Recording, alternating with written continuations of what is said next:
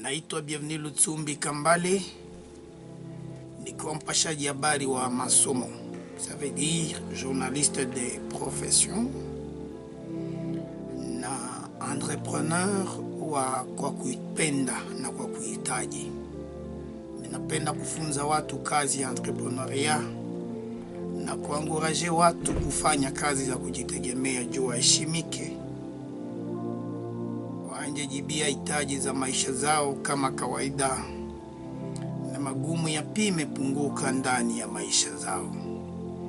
Vipindi na vipeperusha kwenye Upendo Kivu Radio 95.8 MHz kila weekend, chaque samedi de 21h30 mpaka 5h du matin.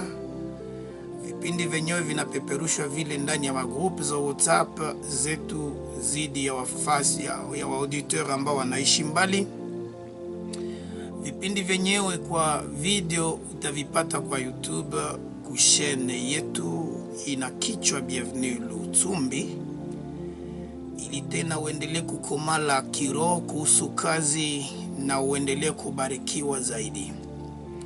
Na mafundisho yenyewe tunayapisha mahali mengi kwenye Space Ruke mahali kwetu, kuhotela Mayoyale mwisho wa kila mwezi kama dimanche ijayo. Basi tumalizie ile mwimbo na tuende tuanje kipindi.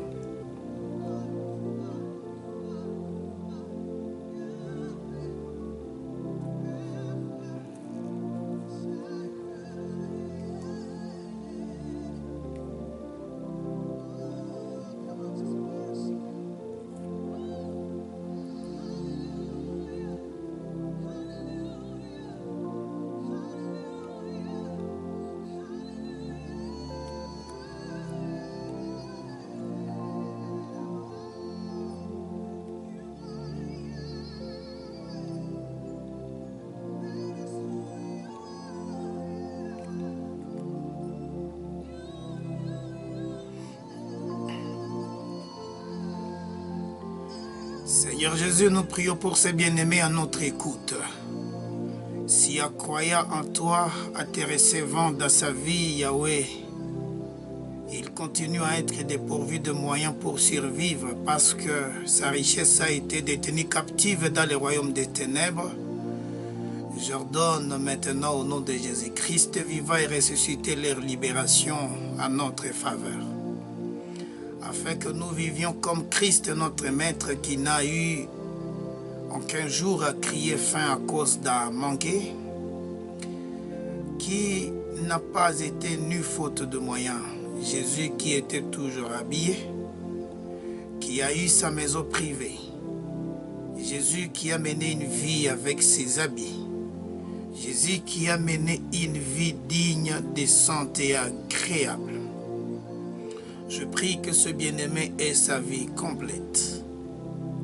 Que Seigneur, tu leur donnes afin que, vivant ici, ils te glorifient chaque jour. Parce que comme enfant de Dieu, ils bénéficient de ta grâce. Toi qui es le Dieu vivant, puisse accompagner le travail de tous ceux qui nous auditionnent. Si des difficultés ont été traversées, et qui n'ont pas eu de réponse, qui n'ont pas eu de solution, toi seul y réponds au nom puissant de Jésus, nous te prions. Amen.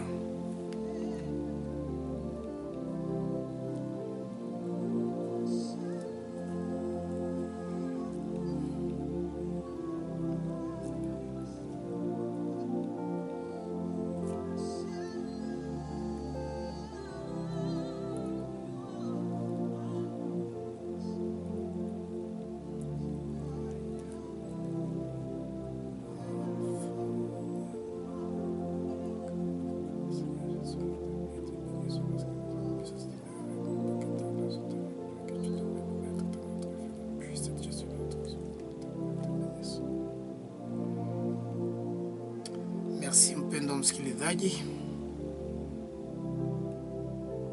Taomba uende ujue swali ambazo zilisukuma tubebe kipindi cha leo kama ni sababu gani, na kisha zile swali kwenda zijua utaweza kupata vile onyo ya usiku wa leo, na onyo kama vile shauri ni moja parti ya kukipindi yetu ya leo. Na kama kawaida usiku wa leo, sawa zile zenye tuko tunapitiza, tuko naendelea kuangalia entrepreneuriat dans la dimension spirituelle.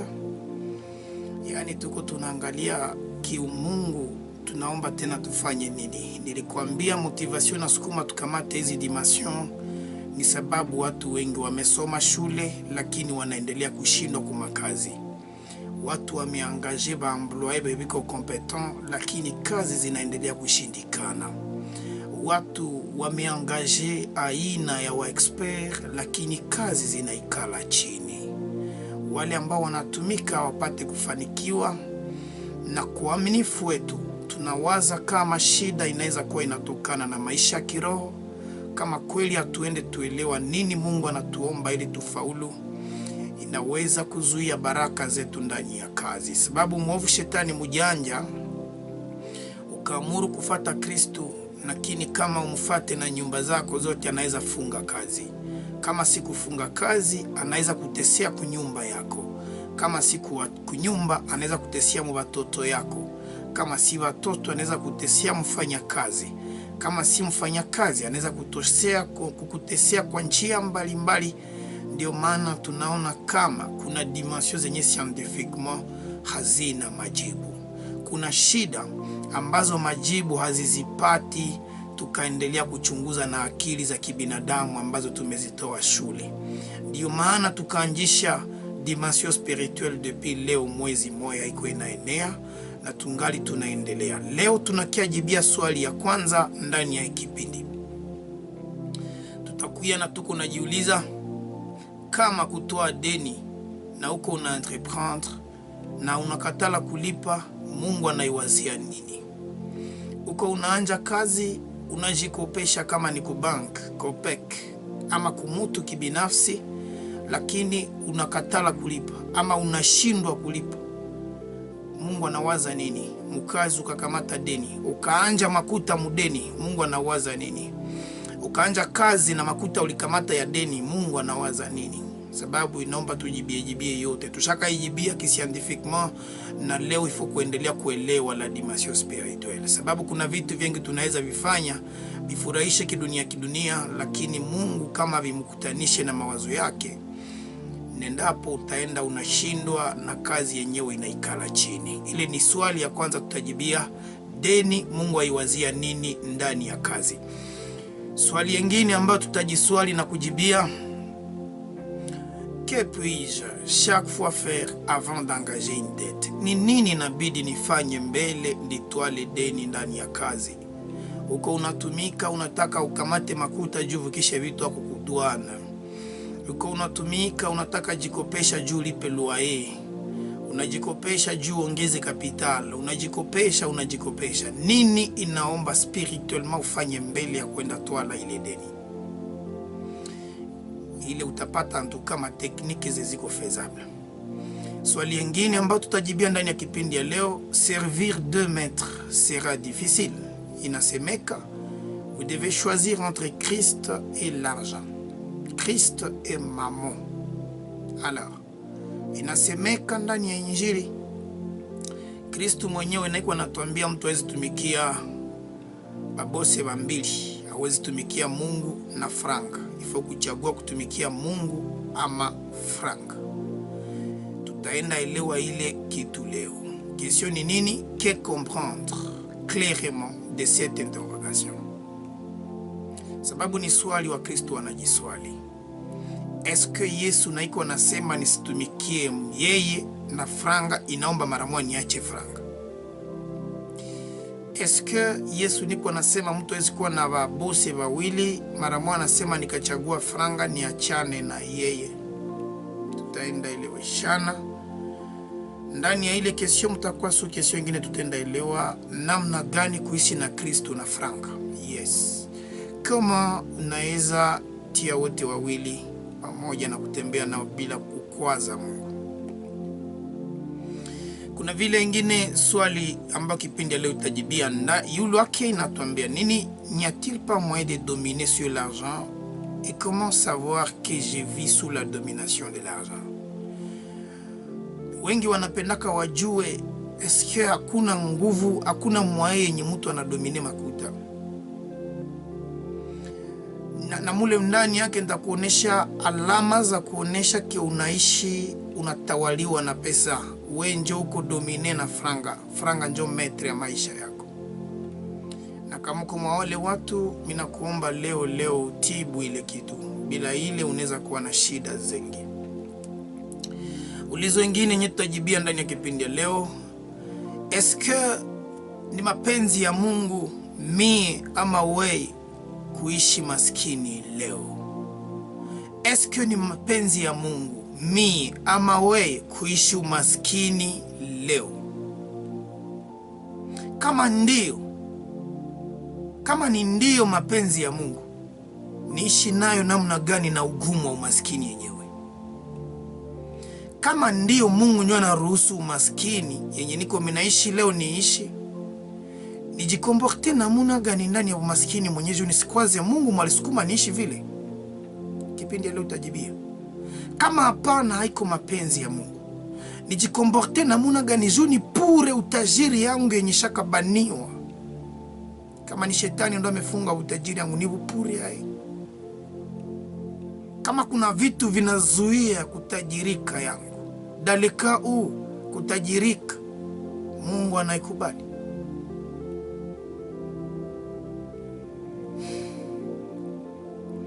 Swali ya mwisho ambayo kipindi ya leo itajibia. Kristo eske ana alama za utajiri ya kuonekana wazi mbali na utajiri kiroho? Est-ce que dans la vie de Christ nous pouvons retrouver des traces matérielles de la richesse? Est-ce que dans la vie de Christ il y a de preuves palpables que Christ était riche? Des choses que nous pouvons palper du doigt? Nous allons y répondre. Est-ce que kuna vitu ambavyo vinaonesha wazi ke Kristo kimwili naye alikuwa kana natajirika hata kidogo?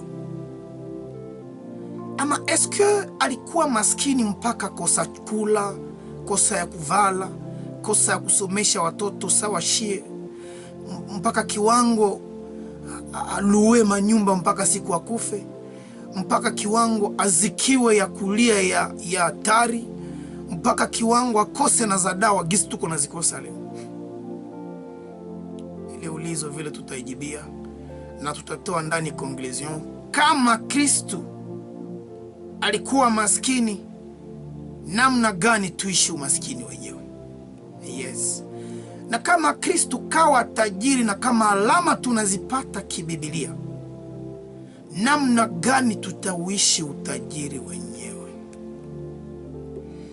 Voilà les questions qui ramassent cette émission mpaka asubuhi 5h. Ni vile njobe ndenda niko nasemea leo. Mpendwa msikilizaji, kama na wewe ushaka jipoze kuzile makesio nimetaya pale, basi ikala leo unapata majibu. Na decision akabambo neza itoa la maisha yako grâce ya majibu yenye utatolewa. Nikukumbushe gizi ndani ya onyo leo tutaongelea deni.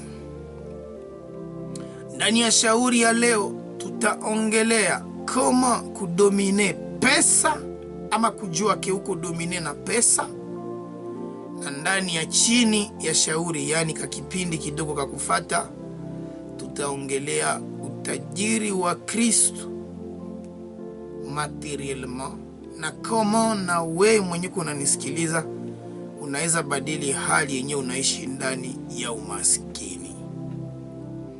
Basi baki hapo, minajua mambo ambayo niliandaa si mimi, sababu sikuandaa mwenyewe, kawa na Kristo Bwana ili kutufatanisha ndani ya kukitarisha kipindi kenyewe. Nisikudanganye, unazo kabarikiwa ndani. Nikukumbushe hivi vipindi minavipitiza sababu niko convaincu que grâce à entrepreneuriat tunaweza badili maisha yetu ya kesho. Mpendwa, unaweza kuwa hauambili wake echo maisha ya kesho uko gufu sana kushinda vitu tunaishi leo. Maisha yenye tunaishi leo ni utajiri wa sana, nisikudanganye. Kesho tutalia ya hatari. Siku zeziko mbele yetu hapa, idadi ya watu kulala njala itazidi kuongezeka. idadi ya watu ambao watapangia manyumba hawana na nguvu ya kununua nyumba itaongezeka.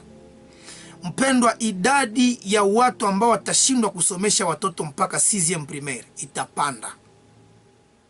Idadi ya watu watakuwa wanatumika na watatosheka na pesa ziliko wanapokea itaongezeka. Siku za kesho ni ngumu sana, na ndo kasukuma Upendo Kivu Radio tukasema tujikamatie hii kitu ya kazi, tufunze watu kazi mbele ya wakati. Demain est terrible mpendwa. Miaka yenye tunaenda kesho, nikwambie nisikudanganye, heri wewe mwenyewe unaishi leo. Watoto yetu, vous allez voir, vous allez peiner. Kesho kuona mtu na telefone, kesho kuona mtu amesoma mpaka 6e secondaire, uko na grade, kesho msiku za tundamo kesho. Kesho kuona mtu kuna nyumba yake, kesho kupita mtu kumoto yake, mtu iko na shamba yake, kesho kukua na kula kila asubuhi, mchana, magharibi. We mwenye utakuwaka na huko, ama kama Mungu ataninemeshaka nikuwe ndakuambiaka nilikuambiaka. Life looks so gloomy. The future itakuwa hatari, nisikudanganye. Kuna giza kesho ya hatari. Na mwata resiste ku kesho ni mtu ishi. Nikuambia haina moya. Ni mtu mwatakubali kupokea Mungu na kuanja kazi ya kujitegemea. Hawitike tu me dira. Tanitafutaka. Ne résisteront kwa zile mavague zetu tunaingia ndani. Que ceux qui accepteront de recevoir Christ et commencer à entreprendre. Hata ni mfanya kazi ataanjaka kazi yake pembeni. Bila ile uko parmi benye banalia kesho. Kesho kuachia watoto heritage ishaanja leo. Kuachia watoto heritage itakuwa kugumu. Tutakuwa naachia watoto hekare ya parcelle na neva 9, nisibadanganya. Binaanja kuwa leo. Tutaanja achia watoto 6e secondaire na ambao nakwambia ushajikaza. Bishaanja leo. Tuko nafika unapata kipaimara mbuachie pale.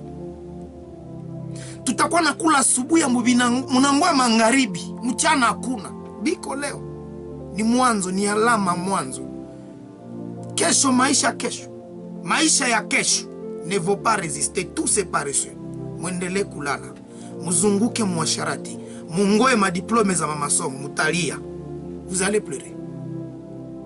Hewa ze tunaendea ndani. It is very complicated. I cannot lie.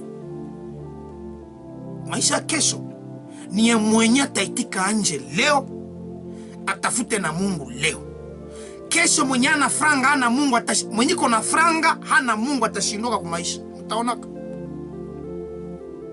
Na mwenye kona Mungu hana franga atashindoka kwa maisha. Vous allez voir. Il y aura des chrétiens qui vont laisser des orphelins vachègues. Vous allez le voir. Ndonia yote ya vikazi vyetuko tunafanya hapa. C'est ça. Parce que demain, Dieu nous dit que c'est sombre. Kesho iko na giza. C'est pas nous qui le disons. Lisez la Bible, vous allez comprendre toutes les persécutions qu'il y aura. Watu watanjaka kula na watoto juu ya njala. Banamuke banakuambia sete mutawaga na tafuta mnakimbilia mbwana mmoja. Naye anabambia ati nini sina za kuba wako. Mena wewe uko unafanya nini? C'est ça le message au début. Uko unafanya nini puke ujitayarishe kwa vile vyote? Hata kama utakufa leo, watoto wako unafanya nini puke le minimum? Tuna cha tunaanzisha entrepreneuria. Tuna ingine maana kukua sina ingine maana kupoteza usingizi yangu. C'est parce que je sais qu'il y a une cause noble. Il faut kusaidia huyu mwanaweza sikia leo. Atafute Mungu, akishapata Mungu atafute kazi. Kama ni kazi ya kutumikiana, aongeze yengine yake. Utaelewa leo. Bila ile nuko napokea $100 utashindwa kwa maisha kesho. Kesho na wa $300 utashindwa kwa maisha, je vous le dis. Mtaniambiaka. Kama uko nawaza $300 ni makuta. Wa 300 utashinda kwa maisha. Ne réussira que mwenye kwa napokea 300 na lishamba ke pembeni. Ne réussira que mwenye kwa napokea 300 na mambuzi yake, na makuku zake pembeni, na kakioski yake pembeni, na kitu fulani pembeni, na kingine kitu pembeni, na iki pembeni. bali njo bataresistaka, mais à condition akuwe vile kuna Mungu. Siku za tunaendea ndani, uko na franga una Mungu, tu n'auras pas de sens. Vous allez voir. Message yote niko nacha mimi nalala humu njoi. Sijiulize kama mimi nasemea kama radio yako busiku yote namuna gani, ni joie ile problème. Parce que je sais qu'on peut anticiper les solutions. Tunaweza anticiper parce que solution ndio iko claire. Ndio inacha sisi tumeanza fundisha watu kazi. Radio Pendo Kivu tunapana makazi kwa wasalari kwa Radio Pendo Kivu. Tunafundisha kazi ya entrepreneuria kupitia masomo ambayo tumefungula SBMS. Non seulement kufungula, tunakufatanisha pratiquement. Tunakuwa vile na dimension spirituelle yenye na accompagner spirituellement juu uende réussir. Tuko na vita vyote. Unataka anja kazi, anja shauriwa, uanje unajua mimi nenda wapi. Kia ku Radio Pendo Kivu. Namba unazipata saa hizi. Kama unangoya magumu mwenyewe juu ujione yake njoo uadaptake, okay, ungoe utajione yaka. Kia kushangazi itakuwa kanishaka kuwa trop tard. Sababu leo njoo kuna nguvu, na mko na nguvu leo, jikaze wanje. Tangazo 2-3 nikianjia kipindi, nikukumbushe gizi syllabus ambayo nilikuwa mimi na produire isha tayari. Naomba masamaha kwa wale walikuwa napita kuiomba na haiyakuwa. Iko intitulé Les secrets du succès entrepreneurial selon Dieu. Ina remplacer bipindi vyote vetuko nafanya sur l'entrepreneuriat avec la dimension ya kimungu. Mungu anasema nini kuhusu entrepreneuriat? Mungu anasema ifo kuwe namuna gani njoo uanje kazi uendelelee. Mungu anasema utumike na watu baina namuna gani. Mungu anasema juu fanikiwe ufanye namuna gani. Ile syllabus iko deja disponible. 5000 francs. Nisemaka samedi pasi itakuwa 3000. Lakini ilikuwa 3000 nikakata mo matiere ingine. Alors j'ai vu kutosha mo matiere ingine haina maana, ifale kuyacha. Ça veut dire ingekuwa 3000 na nile 25 pages. Maintenant que iliongeza zingine 10 pages presque, kaenda ongeza chiffre ile 15 pages ziliongezeka, kaenda ongeza kazi ya kuimprime na kufanya kazi nyingine yote. Ça veut dire walikuwa bacha déposer ma 3000 francs au wataongeza 2000 mwalikuwa haya ibeba na ibeba. Iko disponible à partir ya dimanche hapa kwa radio biko bana imprime hii wakati. Ça veut dire ku Radio Pendo Kivu unaipata ama ku biro ya SBMS kwa Avenue Ngulo kwenye shule ya kuongoza na kuakompanya mu entrepreneuria. Avenue Ngulo inapatikana ni après Matokeo, Rue Matokeo, unakamata di marché Ngulo ndio ya pili. Unauliza pale ku croisement, ça veut dire kama kuna toka Goudron mu d'ambiance uko mu Avenue Ngulo, unakuwa sasa uko napanda Ngulo mbele ukutanishe na cha kutirukania hii yenyewe ni Riperuzi. Unaangalia mara moja kugoshe yako utakuta pale immeuble ya batima ya Madal, batima ya Papa Nzoli, etage ya kwanza yulo wake. Pale vile unaweza pata ile syllabus ama unajiandikisha juu fatanishiwe sasa unataka anja kazi ama juu jifunze kikitu moya hivi. Kumbuka gizi wa kujifunza kuendesha magari kwenye Upendo Kivu wako wanaandikwa, sababu tutaanja nao Juma ambayo inakianja.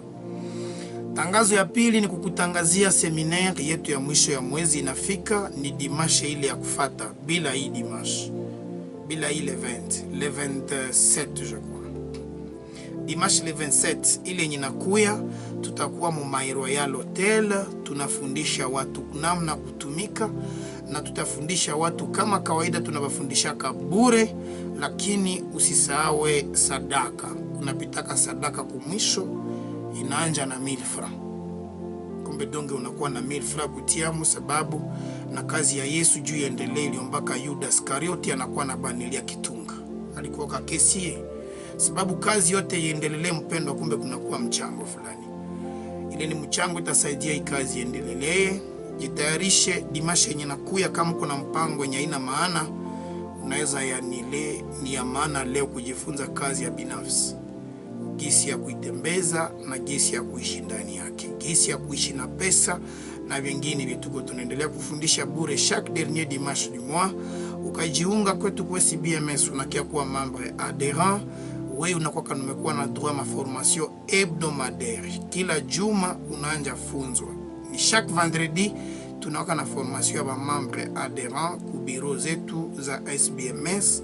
Kujiunga na SBMS unalipa $10, unaremplir fiche yako, ile ni cotisation yako ili uingie na uko unaweza fatanishiwa. Mpendwa, ile ni kidogo kuhusu matangazo. Nishukuru watu wa maana ambao wananisaidia kufanya hivi vipindi. Wale watu wa maana ambao wanatusaidia kufanya vipindi hivi ni Papa Tolerance ambaye anatusaidia kule kula Tolerance kutoka Ropo Simba, na tunashukuru pia Grâce la Lumière ku Clinique de Beauté la Lumière ambaye vile anatusaidia. Mungu aendelee kuwabariki ndani ya kazi ambao wako wanafanya. Ni watu ambao wanajikaza watununulie maji, chai ya kunywa, na wako wanasaidia kwa ile kazi. Kama Mungu anasema nini kuhusu deni? Eske deni na uko unaanja kazi Mungu anairuhusu? Ni amana na afadhali kuijua leo. Tusiko tunajituma vitu ambavyo tunashindwa kuviendesha na ambavyo vina madhara. Nitakuonesha madhara 2, 3, 4 ya deni. Kisha onyo nitakuanjia shauri ya leo nitakufunza namna gani kudomine pesa. Namna gani wendo unaweza kuwa yulu ya pesa. Pesa isikuongoze, lakini wendo uziongoze. Mpendo, ungeelewa kwanza gizi deni sio kitu ambayo inajizala. Deni ni matunda vitu vingi sana. Deni inatokea mu vitu vya mingi. Deni inaweza tokana na nini? Inaweza tokana na mkopo. Mkopo ndio crédit. À soi, le crédit n'est pas une dette. Le crédit devient dette lorsque le temps est expiré. Wakati meisha, expiré. Deni inaweza tokana na promesse. Ahadi. Unaidia mtu kitu na inatunga deni, inazala deni. Unaidia mtu ndakuziaka gari, ukaweza masomo, bazazi mnazoea zile tabia za ovyo ovyo. Mwataweza masomo atenda somea Kambala, we. Hakuna mwashaka enda defiwa na visemaka. Ni deni. Imegeuka, ilitoka ahadi imekuwa deni. Deni inaweza zalika vile kutokana na sacrement. Sijue niite nini kwa Kiswahili. Tunaweza ita naziri na waza. Sakramenti naziri, yes. Wakati unakamata engagement, wala engagement kutumikia Mungu, umezala deni kama ufanye. Unakamata engagement ya kukuwa zelateur wa bakruaze, unaviabandone. Unakamata engagement naziri wa karismatike wanazijua, unayaachilia, ni deni. Unapata utatumikia Mungu, batizo, ni deni. Unaona sura za deni kuingiza ndani ya maisha. Deni ni kuachia tu kwa zile njia 3. Deni inakuya kwa nini? Kwa ahadi, promesse, kwa kredi, mkopo. Inaweza tokana vile na sakramenti, sakrema manaziri, engagement fulani. Unalunga na mtu na kuaidia ule engagement tunafanyaka. Je promets de rester fidèle jusqu'à ma mort, vitu ni deni yetu tunapatiaka babibi yetu. Ça veut dire tuko modeni ya kubakia baaminifu. Sasa umeenda nje unaomba bana kutruhia, ulienda faa nje nini? Kuna deni yangu. Ni deni. Sababu siku likisema ulipana ahadi. Alors à soi, ahadi haiko zambi. Aswa mkopo haiko zambi. Aswa sakramenti naziri si zambi. Na uko unafanya sakrament, na uko unaangaje kredi, haufanye zambi. Na uko unafanya promesse, unaidia mtu, haufanye zambi. Unafanya zambi wakati unakuwa na deni. Yes, ni zambi.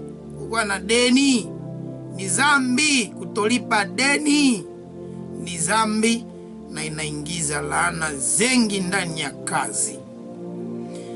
Hapa leo ndaongelea venye wanajibwe kaka jua anje kazi.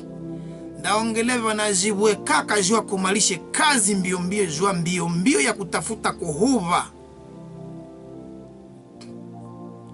Nishapata opportunity nikipata 60,000 alinga ndeza pika lari. Okay, tutaongelea ni mzuri ni mubaya. Saga ni ndo mubaya, saga ni ndo nizafanya mzuri. Yes, mpendo inaomba kuijua. Ndaongelea venye banawaka na madeni ya balipake. Ndakuongelea wewe mwenye saba nawaka modeni yako wanakulipa meweza batu uzilipake. Ndaongelea munatuhiaka mubaya. Ndaongelea wewe mwenye hawakutu yake suko modeni meweza mtu kwa modeni yako analonaka. Mpendo jeveke kila mtu leo ajiretrouve. Ndaongelea vile watumishi wa Mungu na shie venye tumesema tumepokea Kristo kwa Bwana na Mwokozi. Mwile frappe ya kukua mtumishi wa Mungu na kuwa nakulia watu madeni.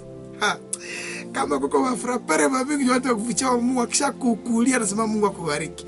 Wala takurudishia. Tutaongea kama Mungu anasema nini kuhusu wale wote. Eske Mungu fanya nirudishie lari zoweka ndio kuweka nuko sema tutanilipazo. Tutaongelea kwa watu wenye wakati ni deni uko mtu mkubwa uliikamata kwa mtu mdogo ke unawaza hawezi mulipa. Ndio sasa uko mzazi unaweka makuta ya mtoto wako unamkuliazo ni deni na unapashwa kuzilipa.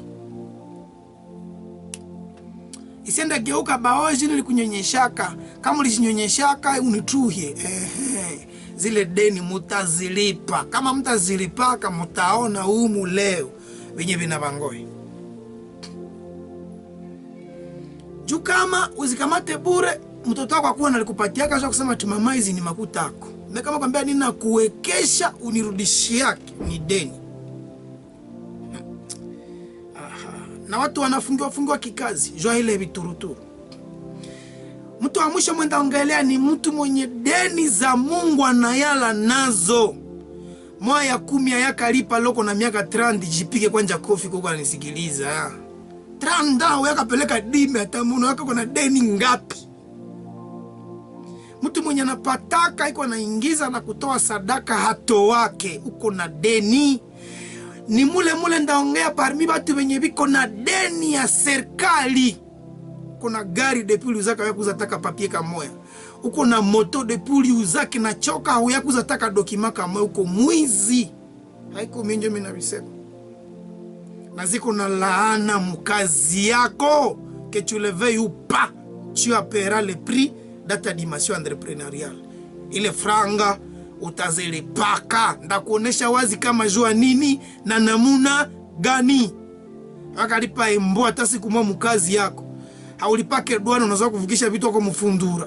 Wewe kwenda Kambala kila siku unavuka mfundura. Tunaombaka pardon, shibe tushaka vuka mfundura. Siku tulivukaka, Mungu aturumie. C'est pas normal kwa vuka mumai.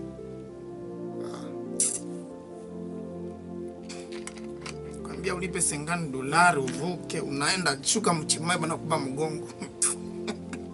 Mungu aturumie. Mungu aturumie ba master.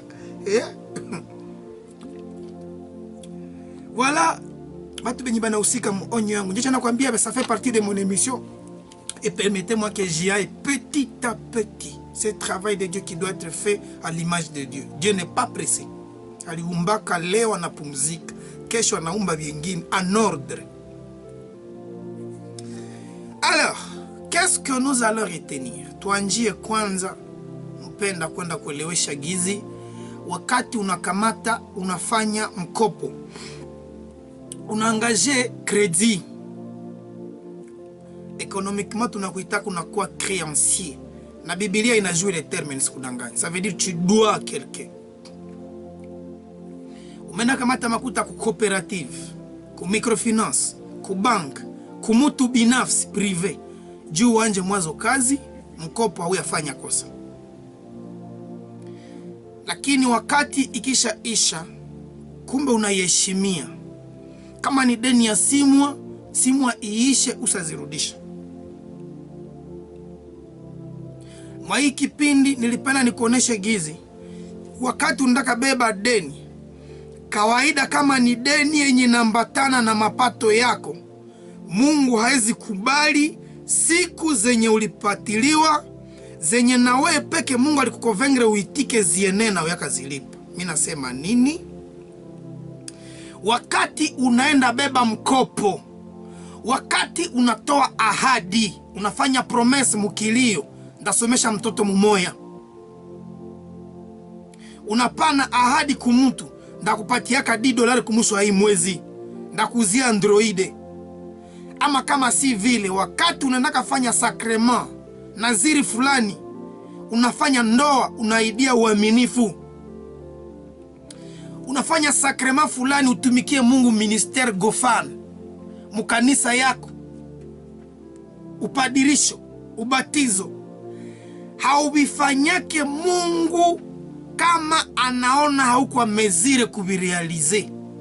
Spirituellement utafanyaka ahadi, utakamataka mkopo, utafanyaka naziri, wakati Mungu anakuta uko amezire kuchijere. Yenye inamaanisha nini? Inamaanisha wakati umefanya ile kitu, ikafika kuchishindwa, haiko tena Mungu. Mungu ametoka mwacho, shetani njosha chirekipere. Kama inahusu deni, mkopo, s'il vous plaît. Nikasema deni, mkopo ni vitu mbili tofauti. Crédit et dette, deux choses différentes. Crédit ingali normal, dette ni crédit inje ya nini? Ya wakati ya kulipia. Kwenda beba mkopo, bana kukopesha, kawaida kama niza kurudisha mwezi moe, Mungu ataitikaka upate wa kukupazo. Kama uko mukristo unaishi na Mungu bien, ataitikaka upate wa kupatiazo, daleka u anajua ke mwezi mwenye utaidia, utazipata. Ukazikosa seke shetani njosha ingia mwile kopu. Mungu hapendi deni juu ya nini? Juu deni zote tunakuwaka nazo, Mungu iko responsable. Yes, ukakuwa modeni, Mungu anasema tiambu ni deni nyume mukreere. Njuu nachaka na umizwaka na madeni, hapendezwi na deni. Mwenye kuna Biblia yake atakuwa nasoma, mwenye hana Biblia yake atakuwa naandika maverse. Tufungule verse ya kwanza juu uende unielewe mpendwa. Proverbe 19, 17e verset. Methali 19. Tusome kipindi kile kia 17. Proverbe 19, 17 naniambia, celui qui a pitié du pauvre prête à l'Éternel, qui lui rendra selon son œuvre. Kiswahili naniambia nini? Amurumiae maskini humkopesha Bwana. Amurumiae maskini humkopesha Bwana. Ça veut dire, mtu niko modeni yako, akisha ashindwa kukulipa, ukamurumia deni yako haishake pale. Spirituellement ile franga yenye anakudevoir Mungu ndiye anakudevoir. Jo yenye nacha deni ni kuchokesha Mungu, ni kumuongezea charge, ni kumuongezea mzigo. Njoo inasukuma Mungu hapendi deni. Mungu angependezwaka deni nyulikamata ndalipa mwaka iishe nusha lipa $10,000 ya watu. Mungu angependezwa kama umejikoka mutogari ya watu, inabakia demwa uilipe, demwa iishe uilipe. Shetani ndo anaweza fanya ile demwa upate magumu ya kugonjwa, ya kunini, ushindwe kulipa, ikuwe deni, mkopo inakuwa deni, ahadi inakuwa deni, promise inageuka debt. Uliahidia Mungu kumutumikia, kuchunga waimbaji, kuchunga nini, ile engagement uitraire wende kuwa mbaraga. Haiko Mungu ndio atafanyaka vile, ni shetani. Na ile deni yenye ulisemaka ndachunga aba ni Mungu ndio umepatia huko na charge. Vitu vya inutile vya kwa nashapata mtu mwenye shajiangaje kuvifanya. Mwenye kwa naandika ni Proverbe 19, 17e verset. Kwa Kiswahili ni Mithali 19:17. Mpendwa, unaenda eleweshewa wazi gizi. Deni inakuwa kavili. Ukisha yangaje ni Mungu njo mwenye umetia moyo. Ça veut dire mimi lutumbi sasa menda jiwaka kwako 3000 francs, kama sikulipe Mungu ana devoir 3000 akulipa ke. Ndio kawaida fonctionnement kigizi anatuambia.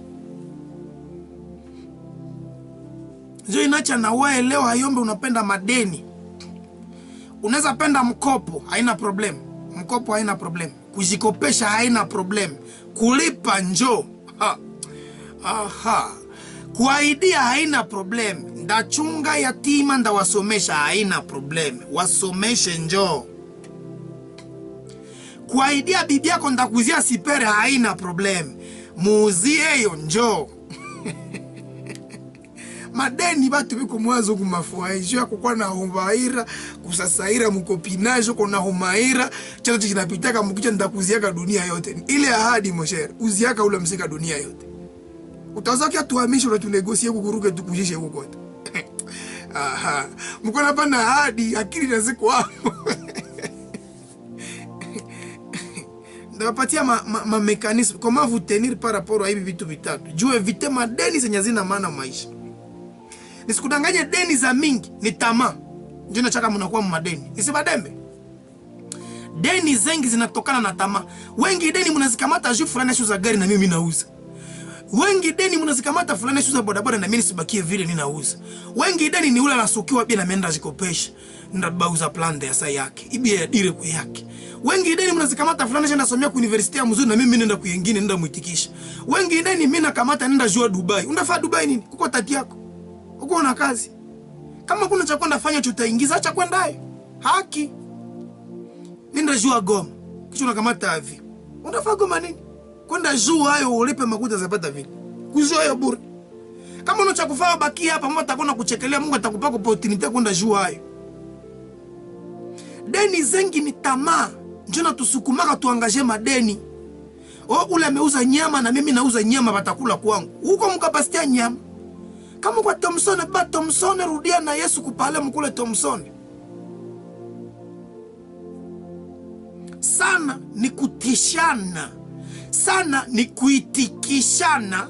Sana ni kujionesha. Sana ni kufananishwa na wengine. Sana ni fatililia njo inasukumaka ubebe. Ubebe ubebe deni. Kanisa kwanza kisha unaangalia mwanavala mzuri deni juu na uvale vile.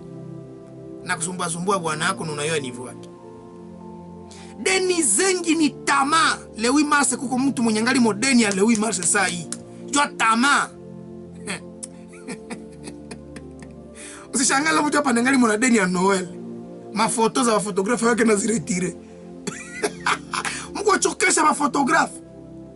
Atebia banaba vimalete ondire banaba manyama na bibia bibiaki. Biaki anaweza kufonda timbele wanaletea 2 kilo ya nyama na ni mafoto yako za Noel.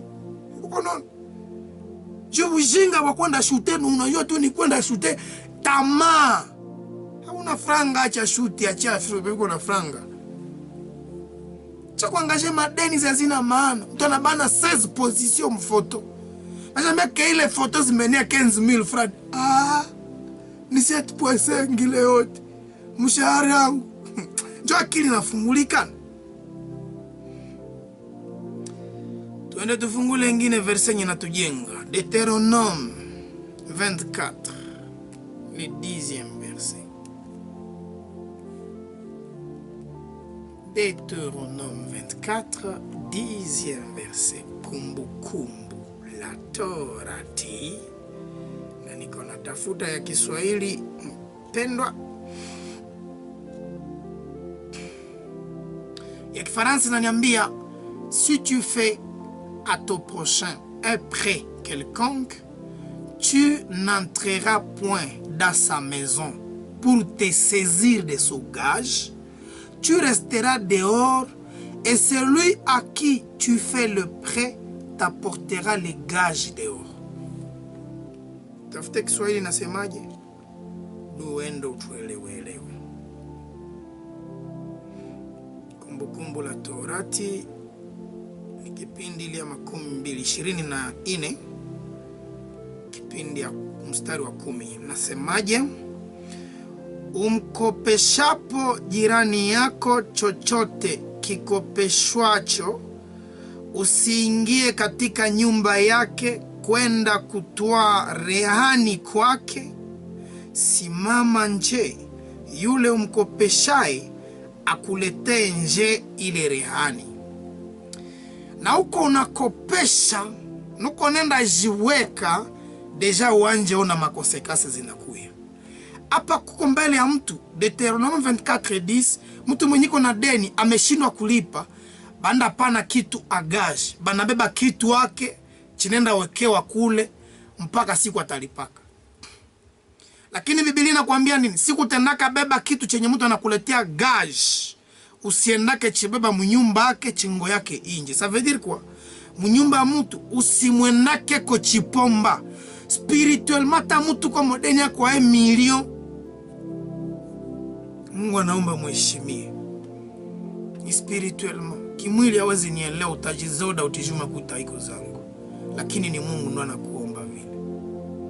Kawaida mpendwa, ukajiweka kuwa na uko tayari kukua, unaweza pana na telefoni yako jua deni nyulikamata. Kuko mtu jua kutilia kwa pesa na kuambia nipatie moto yako. Lakini wewe nje ujiletee yayo. Usifanye sezi yayo. Kibiblia ni kosa na kiserikali ni kosa. Juridiquement c'est aussi une infraction. Sababu c'est l'État, c'est la justice ndiko na mamlaka ya kusezir kitu cha mtu. Ile ukwenu unaambiliwa kuhusu deni. Wewe mwenye unazoea kujiweka, siku batakiaka kubeba kwa vitu ni konsekansi ya kwanza. Paneza bagari yako juu ya deni.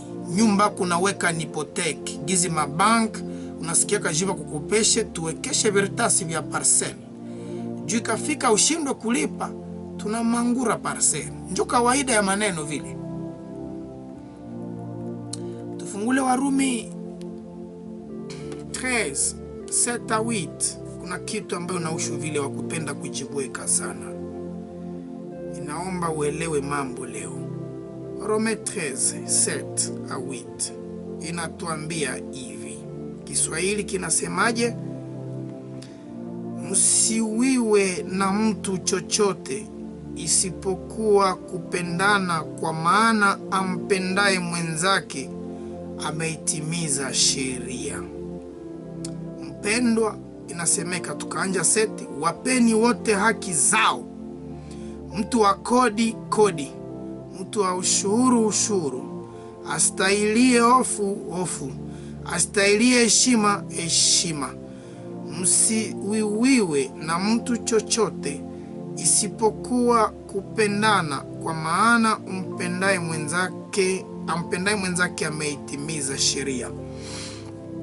Rome 13:7-8. Kifaransa inasemaje? Rendez à tous ce qu'il est dû. L'impôt à qui vous devez l'impôt. Les tribus à qui vous devez les tribus. La crainte à celui à qui vous devez la crainte.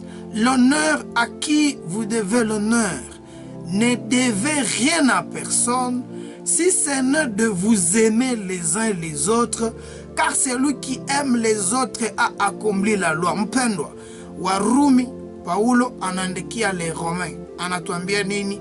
Ikekuwa Christopher unakuwa modeni, kuwa ni deni ya kupenda jirani, bila deni ya makuta za watu, bila deni ya vitu vya watu. Unaweza jikopesha, unaweza bila hata kujikopesha. Unaweza mkopo, yes, unaweza ba mkopo, c'est vrai, haya kuwa shida, lakini lipa kwa wakati juu sikuwe deni. Deni yenye unaruhusiwa kukuwa nayo ni ya kupenda jirani, kwa soma mzuri. Na hii Rome 13:7-8 inaongeza, usikwake na deni ya yoyote. Leta ipatie maembo, maredevance na mataxe zake. Kanisa ipatie zake. Rami wapatie zao za maudongo. Usikwake modeni ya kubirimo vyenye huko nalima, shamba kwenye huko nalima, maembo kwenye huko natumika, lipa. Ça c'est biblique, mesdames et messieurs. Enyi watu waelewake wanaoza kama tunaweza maliza madeni. Tutumike juu tulipe njo madeni zetu tuko nazo. ile madeni za kawaida njo zile maembo. Kuko periode nyinaisha embo imekia deni, periode nyinaisha embo inageuka deni, periode fulani taxe fulani inageuka deni, taxe redevance fulani imegeuka deni. Lipa vyako. Bakubibeba kabiko banawiba haiko problemi yako. Wewe lipa. Nakuta mtu atijua na ibaka zo hazitengenezake balabala sitakuwa nalipa. Kawaida kama Mkristo kawaida taratibu lipa we maliza. Si tu veux écouter la parole, non?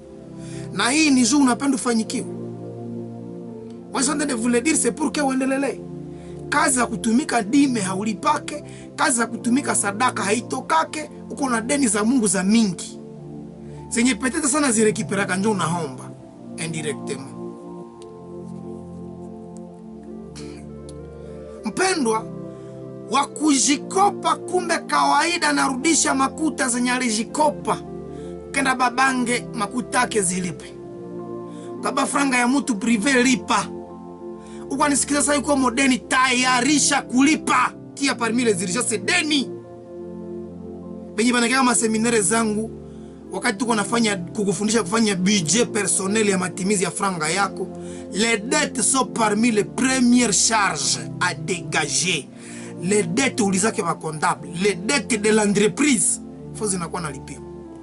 Bila ile entreprise tawazaki kuendelea na hamuna tena capital circula yoyote. Kazi inaisha shuka.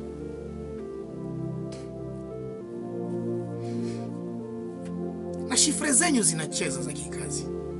Nipsome ndio natuambia ile yote. Zaburi 37 mpendo. Zaburi 37. Tufungule verset ya 21. Inasema hivi tuisome. Asiye haki hukopa wala halipi. Unasikia? Les méchants empruntent et il ne rend pas.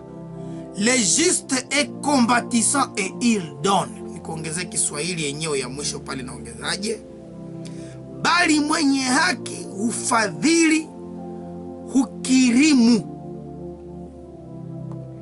Mpendwa, ni méchanceté kukamata deni unakatala kulipa. Tuko padiri, atuko pasteur, atuko journaliste, atuko maire de la ville, atuko mupoliticien, atuko mtu aina gani, atuko muzazi unakamata makuta ya mtoto unazikula. C'est la méchanceté. Dieu te traite de méchant. Et comment un méchant peut être béni dans ces entreprises? Par cette méchanceté, il a ouvert la porte pour que Mungu atoke maisha yake. Ni ukali, ni roho ya mbaya kukamata deni na kukatala kulipa. Psalm 37, le 21e vers. Le juste, lui, il est compatissant et il donne. Mtu mwenye ni taratibu, ye anasikiaka huruma na analipa deni. Wakati ulijikopa, ulikuwa na hitaji.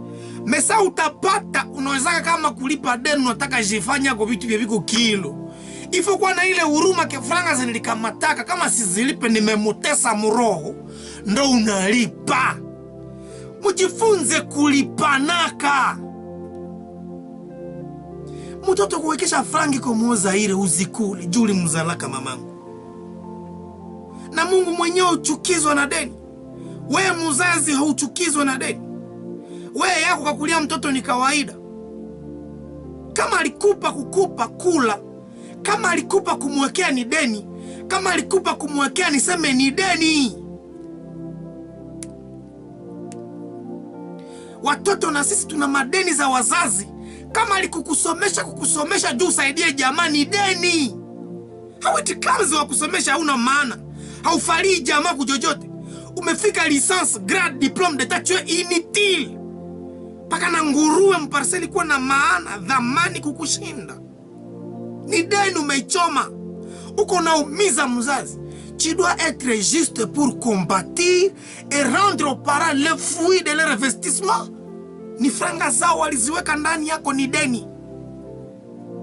Niliwaoneshaka wazi kutoka de la première année primaire mpaka 6e secondaire kwa wakati yetu inawezaka $1000. wakati yenu ya kesho mutasomeaka première année primaire mpaka 6e secondaire, mutalipaka mpaka $3000. Niko na waidia. Utakuwa sala watoto ine unatarisha 3000 fois 4 je mtoto kwa diplômé d'état. Mungoe. Trimestre tuko naendea msa $50 secondaire. Mungoe. Sasa hivi.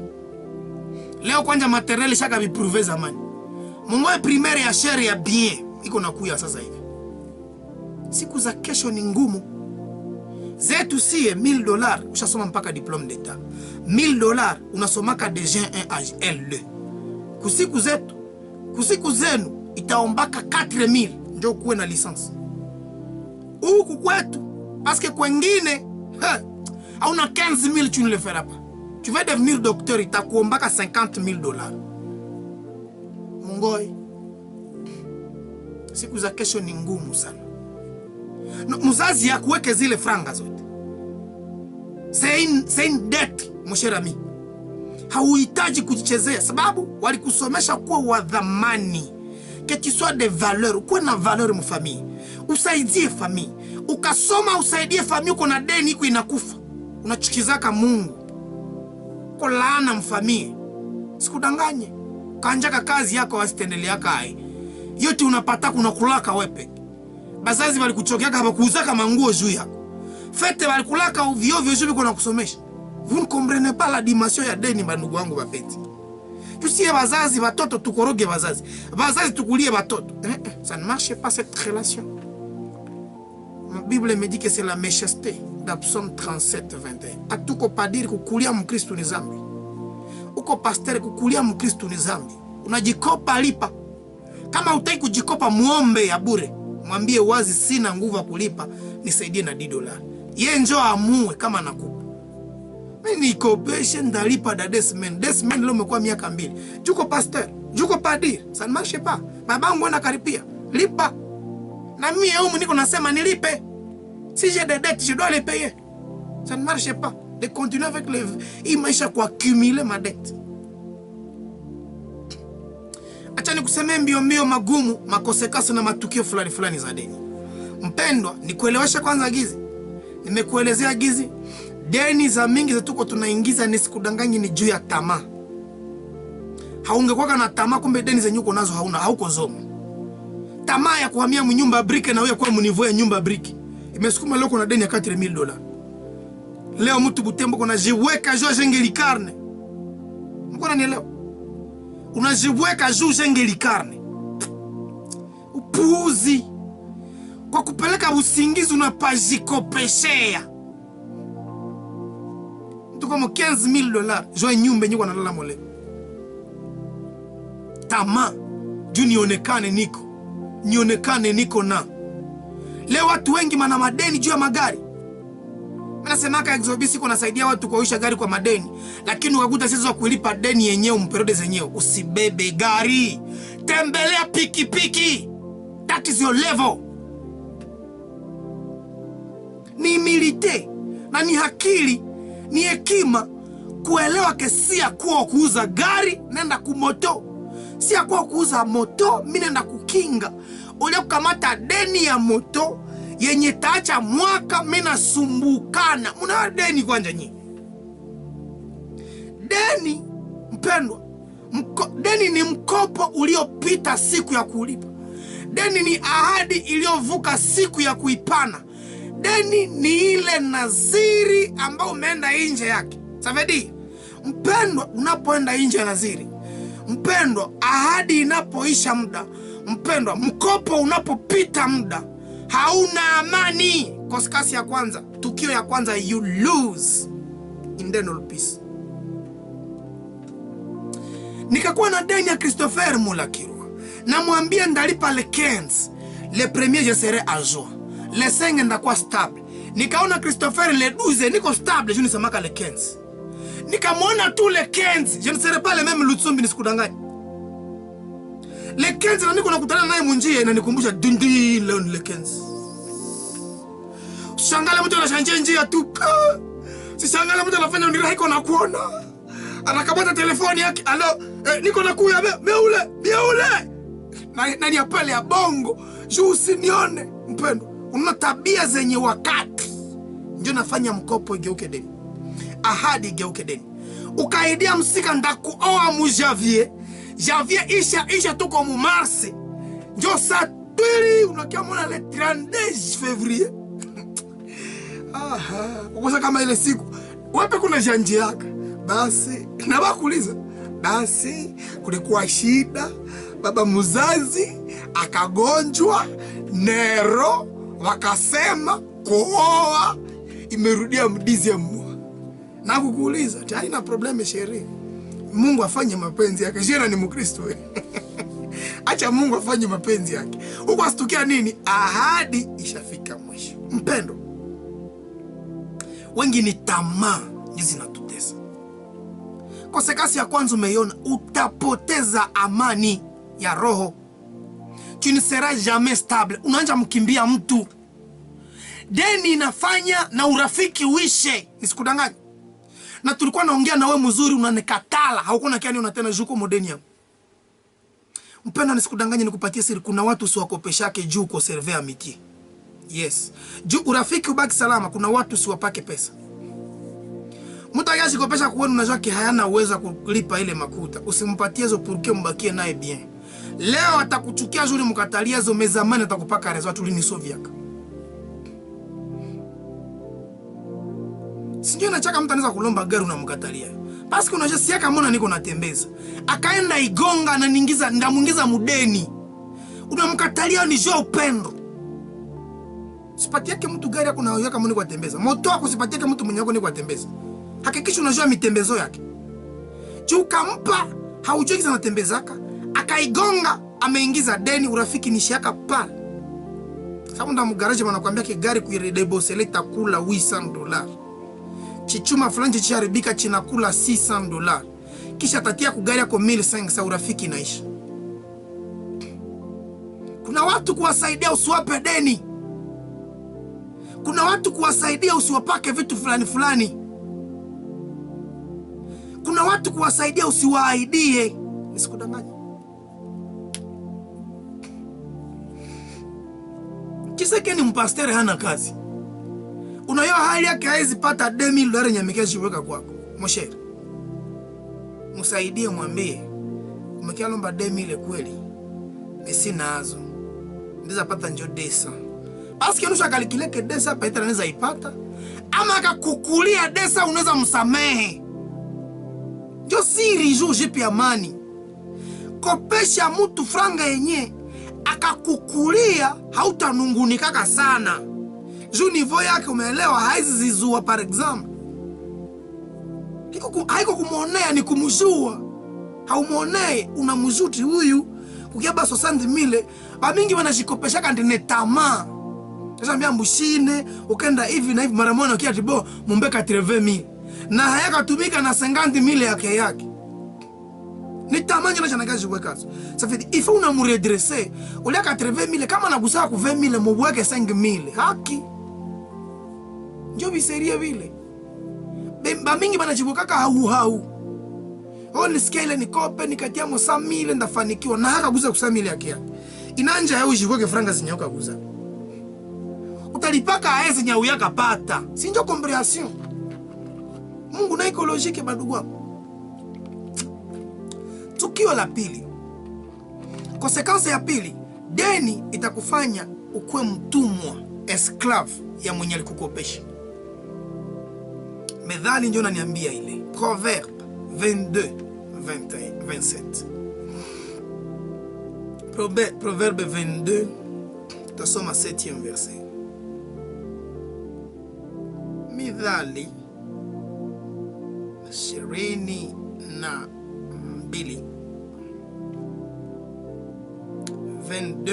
7e verset natuambia hivi: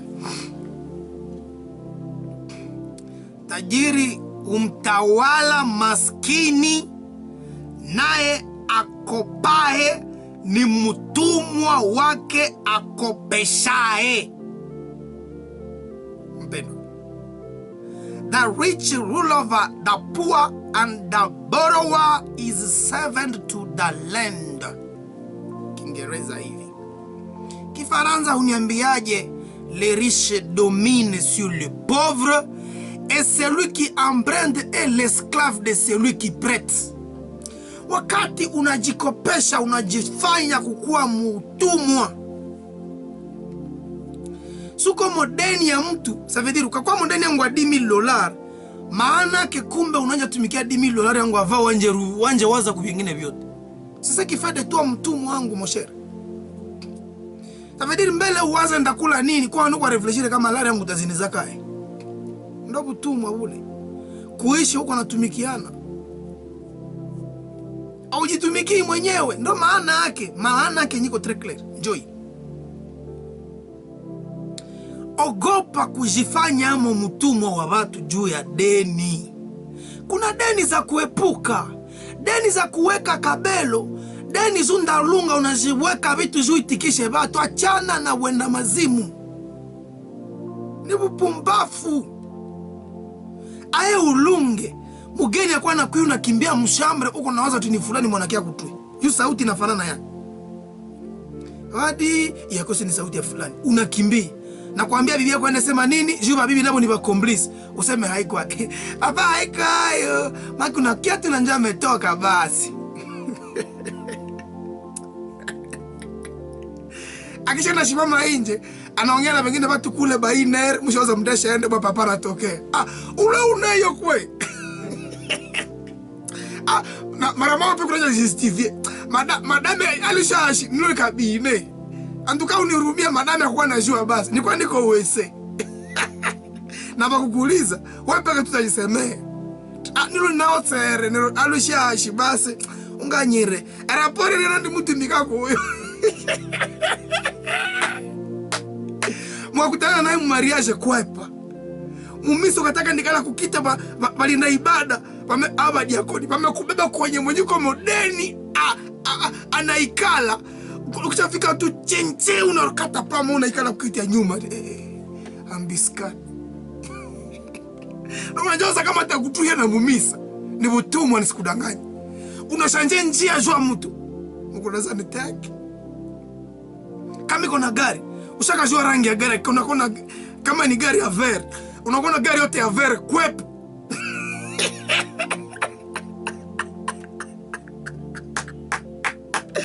Mungu katuondolea utumwa. Yesu ulitukufia tutoshe mubutumwa wa deni. Utumwa wenda kono kopa na sauti munjia busiku. Ya mazo sauti ya tel. Unavichama kwa pale mujetife. Mukula cheka. Mimi kuna cheka hapa juu ni mafundisho me. Ni biserie nisibawaye watu wanateseka. Watu ni batumwa. Nilibaonesha kama msesa mdipase mtumwa mwingine wa kabambi. Daderu wa 4 utajisomea yo mwenyewe. Ndeza kusomea hata kidogo Wafalme wa 2. Mtumishi wa Mungu c'est un homme de Dieu anakufa maskini wa hatari na madeni za mingi mpaka penye alikuwaka na madeni wanakia beba bayatima watoto wake na bibi yake mjane waende tumikia deni ya bababo kuilipa. Kuna kombrani mfano mimi naomba Mungu kitu vile kisinifiki yake. Mimi natumikia Mungu mimi lutumbi.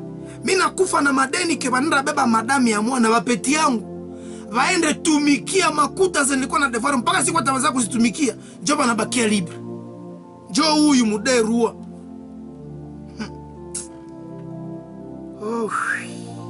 Butumu. Ni butumu mwenye na bibi yako anaweza kuwa amo. Anaanza kuona sema mabongo atapapasha nda kudawa alwere. Anakutia kwa kanini kamshore kumbumu ndola mchikiti msalo 4 minutes. Mgeni mwenye kwa modeli akakisha kuya. Akira muviriani re. Kaola. Akisha rudia vitu. Mungu mbinguni tuondole umaskini. Jehova katuondolea umaskini. Wa madeni usiri tu. Wala na bibi yako anakuwa esclave wa mabongo. Kuko paka wengine nisikudanganye venye. Jua deni ya Bwana ilifo bibi yako ashingira na mwenye kuna kutulia jua pime kupapumule. Vuko mrene? Deni yangu mia lusumbi. Bibi yangu fuende lala na mwana nitu yaka. Jua apime nisaidia. Akuta upendo nyiko nayo kumina. Ndeza ondolea uyu hii deni na muna gani. Lakini anenda niondolea muzambi. Na unakuta mtu mlikuwa nakutuya na makali anakuwa mpole. Ni sawa papa. Usiwaze ndakutuya. Nitaka kusalimia tu. Akumbe family yako ashenda kulipia Muzambi. Que Dieu nous délivre, mesdames et messieurs. Cette vie-là, elle est difficile. Niko naambia watu magumu ya kesho ni zaidi ya hivyo niko nakuelezea. Mtu namba mtoto kwa naye muuza hili. Jua deni ya papa. Mtoto anatumika muuza hili deza na baka kulipa. Jua deni ya babaki. Jua deni ya masomo. Papa kwa analima 4 hectares. Baba kwa tatrema. Anachoma makala. Na kwa kuluka $0. Jua masomo. Muko modeni ya ane passé. J'ai pris que Dieu délivre ses familles. Mesdames et messieurs, cette vie-là, Dieu ne nous a pas conçus pour ça. Maisha tutokana pana mahektar. Jua deni ya $1000. Wakutake mahektar zingeujishiwa kawaida $6000. Me unazipana jua deni ya $2000 basi kufunge. Kisha zamani unakuwa unalezea watoto ke pale lipapanaka ku 1000. Ai. Watu wanakuwa shangala me papa pale sikuwa na valeur ya 5000. Ni fawa vile jiba senefumbi. Ai. Ni utumwa deni mpendo. Tuone mfano au bindi. Watumishi wa Mungu mtumike. Msiachake mafamilia nusa huyu. Alikufaka na madeni. Deni zilifanya watoto wake ndio babebewe na batesekee nazo. Mpaka bibi yake akaenda lilia nabii Elisha. Basi baba nisaidie. Madeni zinanishinda. Mwenye mlikuwa anatumika naye na Mungu enda ubiri. Uko na kompra? Ndio langaja ndukanye nimwambia kama. Mumlitumika naye Prophet Elise na mumwanda atumika naye. Unashaka zile bibi yake kajipresente. Atimie njo bibi yake na ule mwale kufa mumwanda atumika naye. Ça veut dire peut-être que même jobu maskini wa bwanake niko natumikia Mungu. Bibi alikuwa anashakuwa contre kazi ya bwanake. Kisha kiasi presente na kazi presente mumwanda atumika naye. Ule mwale kufa. Madeni yake sisi tunataka baba toto na mimi mubutumu. Uko na comprendre représentation. Ça veut dire pour que prophète amuvumbule fona sema nini? Mwenye mlikuwa tumika naye papa leo. Ça veut dire que papa leo kwaje na kujua. Kama uko bia yake nani? Mlikuwa natumika naye kisha ule mwale kufa Jose kuidentify. Ni fulani. Madeni yake ishacha wanakani beba. Happy. Utana bumaskini wa hivi unaendana na nini bumaskini wa kutransfere madeni? Kuko watoto leo biko nalipa madeni za baba babu. Kuko leo watu biko nalipa majugu, biko nalipa madeni ya bosokulu. Juso sokulu alipia signature. Jutu unavala jina Lutsumbi. Na kale karatasi kandio kata Lutsumbi, bana ya kutafuta. Pochi zalikiwa. Murehe wiku mtu ichukaya heka chitagachi yenyu choshi. Ni Wafalme wa Pili mpendwa kipindi cha 4. Naomba leo usiku wa leo Mungu afungulie jamaa fulani. Umaskini wa saa ule hapana. Basi mwanamke mmoja miongoni mwa wake wa wana wa manabii alimulilia Elisha akasema, mtumishi wako, kuna kujitantifia. Mtumishi wako, mume wangu amekufa, juba muidentifie. Nawe unajua ya kuwa mtumishi wako alikuwa mcha Bwana. Suna mjua Bwana tumikia naye vya Mungu vile vyenu. Vishakuwa vya Mungu vile vyenu. Mpendwa, saa zingine Biblia kuanza chokezo, anachukizwa nuko anatumikia Mungu sababu maskini kwenye kwamo. Kukua pasteur haikupe raison kukua pauvre. Vami unakuwa mara mpadiri tunajokiza hauna bibi. Pourquoi pasteur ça ne te donne pas les motifs je peux mourir pauvre comme ça là. Unasikia langage yenye bibi yako atakuwa kama. Iko anachukizwa na kazi yako afanyia Mungu ule unasikia presentation.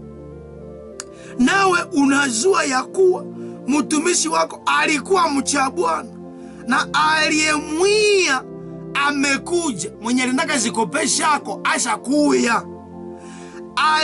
ili ajitwalie wana wangu wawili kuwa watumwa. Anakeba watoto wangu bade waende kuwa nini? Ba esclave zwa deni ya papa. Papa Christopher, sasa mimi nasikia presentation ya huyu mama. Haki tu walikuwa kana baishi bebe na bwanake. Haiko nasema ati bwanangu mwenye alikuwa anatumika na wewe na Mungu atumikia Mungu. Mtumishi ule mtumishi yako mwenye unajua Mungu anatumikia naye Mungu ule. Unasikia mtu kwa presenter vile bwanake masha kufa. Ule mtumishi yako Mungu anatumika naye Mungu. Mungu atumikia naye Mungu wenu ule. Ngeruba mtu kwa kama zako deni shakera na kaba one watoto wangu. Quand il s'agit des enfants, elle dit ses enfants. Mais quand il s'agit de son mari, des frères ou le masha dai, hasema ti mon mari. Aha. Ça veut dire kazi yake ya kutumikia Mungu liletaka na kugombana mfuaya. Jabu maskini. Mpendwa, na ndiko nalala humu shaki samedi. Umaskini nikabuingiza mu nyumba yangu, unaweza fanya bibi yangu achukizo na beneko nalalia huko. Kutumikia Mungu haikupe rezo kupachika. Na kwanja kirema deni. Kwa navala manguo za deni. Kusomesha kudeni. Kunini kudeni. Upastero kisha zeka retrete deni. Mwache bupumbavu. Kama nyema bambi yake ndabambia. Mtu kuna waza kutumikia kanisa 60.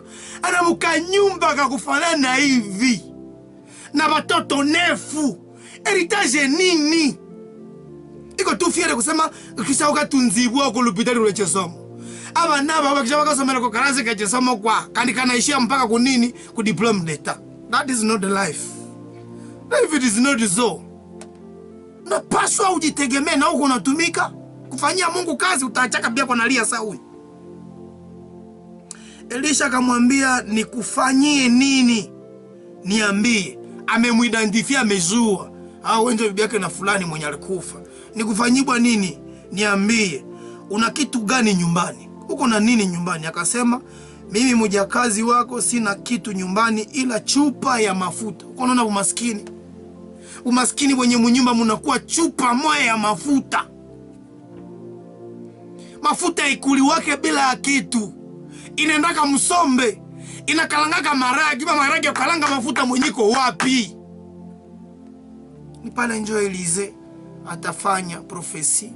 Na Mungu atabariki juu ile mafuta izidi walipe madeni. Na kisha kulipa madeni kidogo itabakia waishi naye. Mule ndani muna vichama vile keniliwaambiaka nilikamataka hivi sasa mdipa siku kuonesha gizi.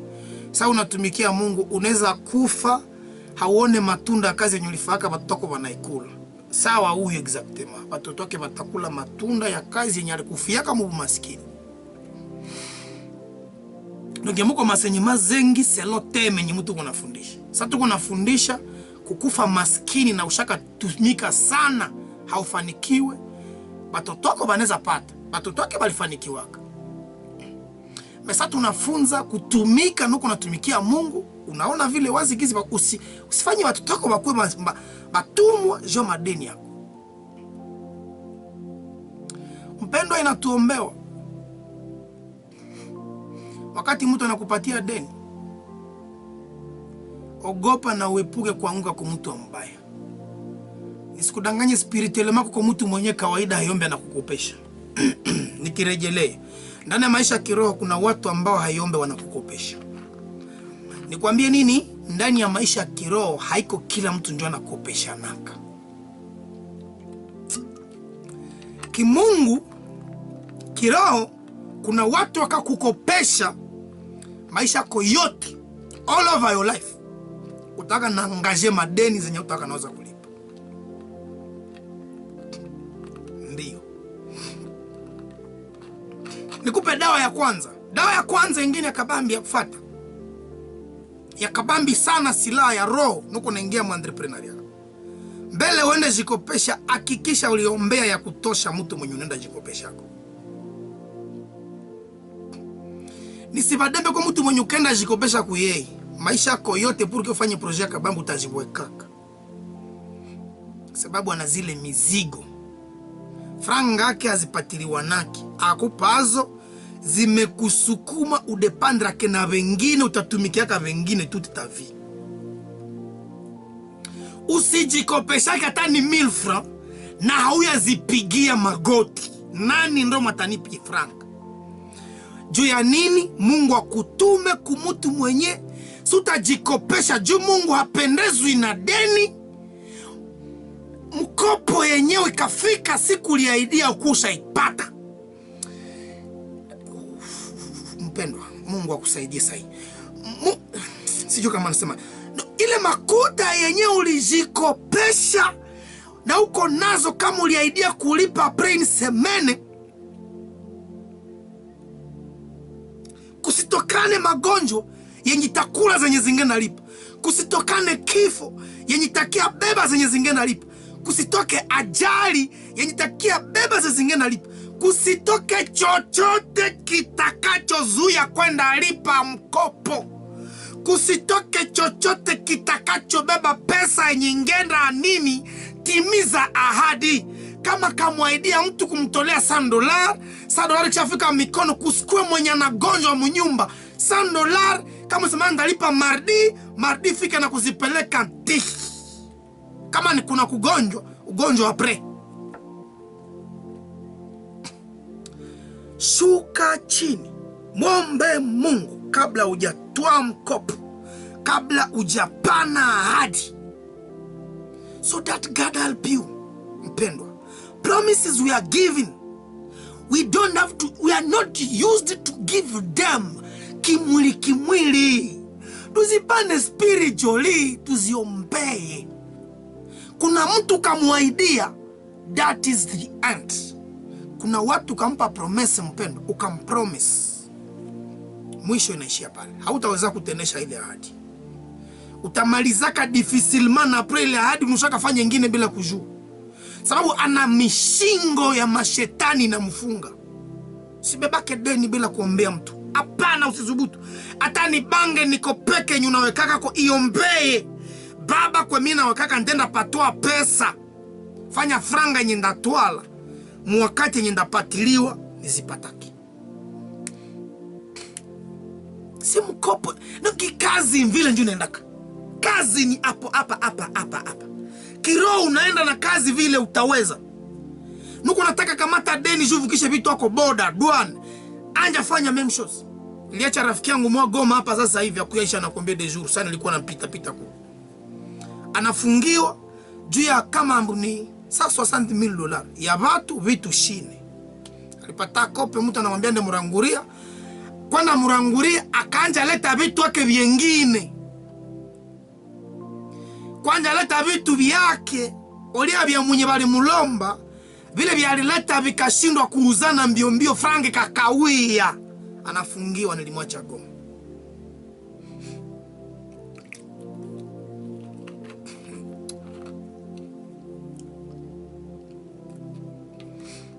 Alifanya manyanga kutumizia franga watu gizi Mungu hamuombe. Sasa zingine angemuulizaka Mungu eske hii ni opportunity nikatia mafranga bitaendeka. Eske naomba niende ambia mwenye nazo ndio. Fale kuuliza mwenye nazo. Ni bwizi. Kisha leo ifatoke mprizo ifana jalipa $60,000 ya batu. Ataitosha wapi na nafungiwa? Njoo kwa sia nyumba mtu shenda. Duka ishenda na watu wako wanahomba vile Butembo watu wanala na madeni na mutahomba paske maisha kiroho mwiju. Nibambia kesho utajiri ni wa mtu aina moya. The one who has God, apart from having God, the one who has a work. The one who has a work, it is necessary. It is not to live off salary. It is to have your own work.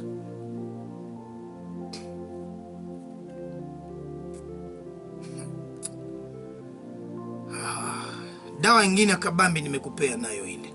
Kosekasi ya kufata baneza ravire vitu wako juu ya deni. Opete ravirte bien. Mpaka kitanda ukilaliacho. Yes. Proverbe vile njoo naniambia. Mpaka kitanda ukilaliacho. Baneza beba vitu wako juu ya deni. Nyumba inaenda.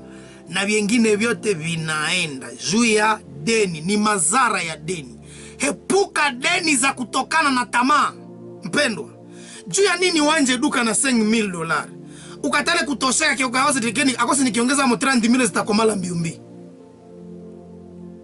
Sometimes, mpendwa, tuko tunaenda speedy ya kinadamu without asking God, what is his man of working? Mungu angehitaji nitembe namna gani?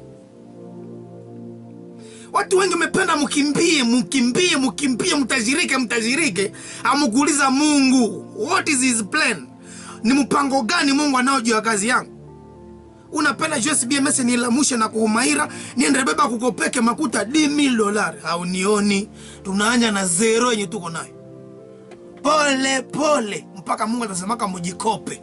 Kama Mungu anasema tujikope, ile siku tutasikia sauti yake kwa njia hii ama ile tutajikopaka. Kama hasemi, sema anajua wapi tutatoa kini kuna hitaji.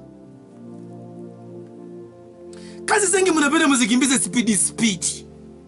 Mpendwa, life is not like that. You go on speed.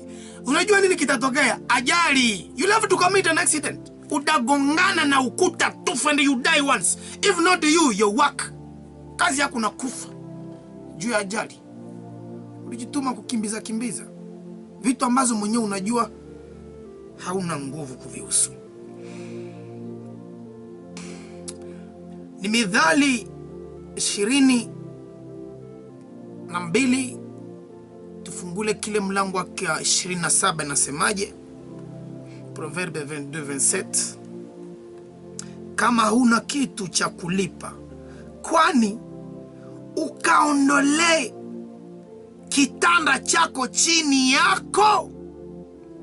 Kama hauna kitu cha kulipa, kwa nini uondolewe paka kitanda uchilaliacho? Kifaransa, Proverbe 22:27. Si tu n'as pas de quoi payer, pourquoi voudrais-tu qu'on enlève ton lit de dessous de toi? Inamaanisha nini mpendwa? Usijikope yulu ya pato zako. Ae ujikope mpaka babebake na kakitanda kakue kadogo. Tafadhali, unawewa kabeba ukajikopesha mpaka babe na kitanda savedile basha kumaliza kwa vyote no? Seke parcel lienda zamani. Kitanda ndio cha mwisho kuibaneza bebe. Bakabeba kitanda savedile parcel shenda, nyumbi shenda, gari zimeenda, mashamba zimeenda, and I take your bed mpendwa. Paka kitanda ukilaliacho. Inamaanisha nini? Ulikamata deni ambayo liko yulu sana. Linazidi mbali. Do not try. Spirituality is not asked. Kiroho hairuhusiwi kukamata deni kama na hii. Niko ambia entrepreneuriat spirituellement hayenake ça scientifiquement vous dit qu'il n'a pas peur des risques, qui ne volera pas. On vous dira accepter de courir les risques. Des risques qu'il faut risquer dans la vie. Ça veut dire que scientifiquement, on va te prouver que même si tu peux prendre $1 million, kamati. Oui, scientifiquement, on te le démontre. À l'entrepreneuriat, on a mis peu que je démontre. Mais Mungu haiko pour. Anakwambia Lutsumbi, deni yenye inaweza chababe na kitanda usisubutu. Be careful. Ni wenje utachagua leo kama utakuwa unasikiliza vya entrepreneur na kufundisha scientifiquement, ubi kama unasikiliza vya Mungu na kufundisha, mechenye utapataka omwana nisha kuprevenir. Tafadhali Mungu yeye hakukataze kukamata mkopo. Mungu hakukataze kupana ahadi. Mungu anakuambia enda, not speedy. Enda na uko natia mpaka. Enda na uko nachunguza. Enda nuko nawaza. Hapa nataka vuka kipimo. Mpendwa, ukaanjaje kujiweka sarfa na uyaka kuwa tana primo mpendwa? Mama gari ya 11,500, gari ya 12,000 kombie, na huwezi kuza ku 5,000. Zote exobisi likwambia takupatia deni. Ukaanjaje kujiweka juu jengeli karne? Fasi ya usingizi na unayo hakuna rentabilite. Batalibaka na kitanda. Unarudia mupori ku village. Unakuwa sa mujinga wa kwanza mvile ya Butembo. Chua kusikia kenye Mungu anakufundisha. Ulipenda kuendea kumasandi yako. Crois à toi-même. N'aie pas peur des risques. Oui, bibliquement, il ne faut pas avoir peur aussi des risques. Mais il y a des limites. Kuna mipaka. Konsekansi nyingine mbalimbali na kukubeba kwa vitu wako. Unaweza pigiwa juu ya deni ama unatupiwa mprison. Kuna mtu balimukoliaka mushingo mbibilia wakamfunga juu ya deni. Kandule mjinga mwenyewe yeye amehurumiwa deni lakini akaenda fungisha mwenyewe kama kadeni kadogo. Si mnajua ile histoire?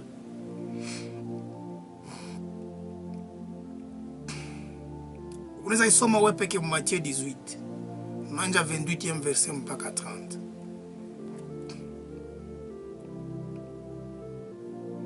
Après qu'il fut sorti, ses serviteurs, wewe utanja kule yule jour comprendre. Nda usemea kule chini kidogo kubatu benye anahurumiwaka deni lakini yeye hahurumiake deni yenye batu biko nayo. Ndamurudia yako msiogope, huyu mumolelea. Matthieu 18 28 à 30. Matayo. Mathayo 18 28 mpaka 30. Mtumwa yule akatoka akamwona mmoja wa wajoli wake aliyemwia dinari 100 mwenye kuna deni yake.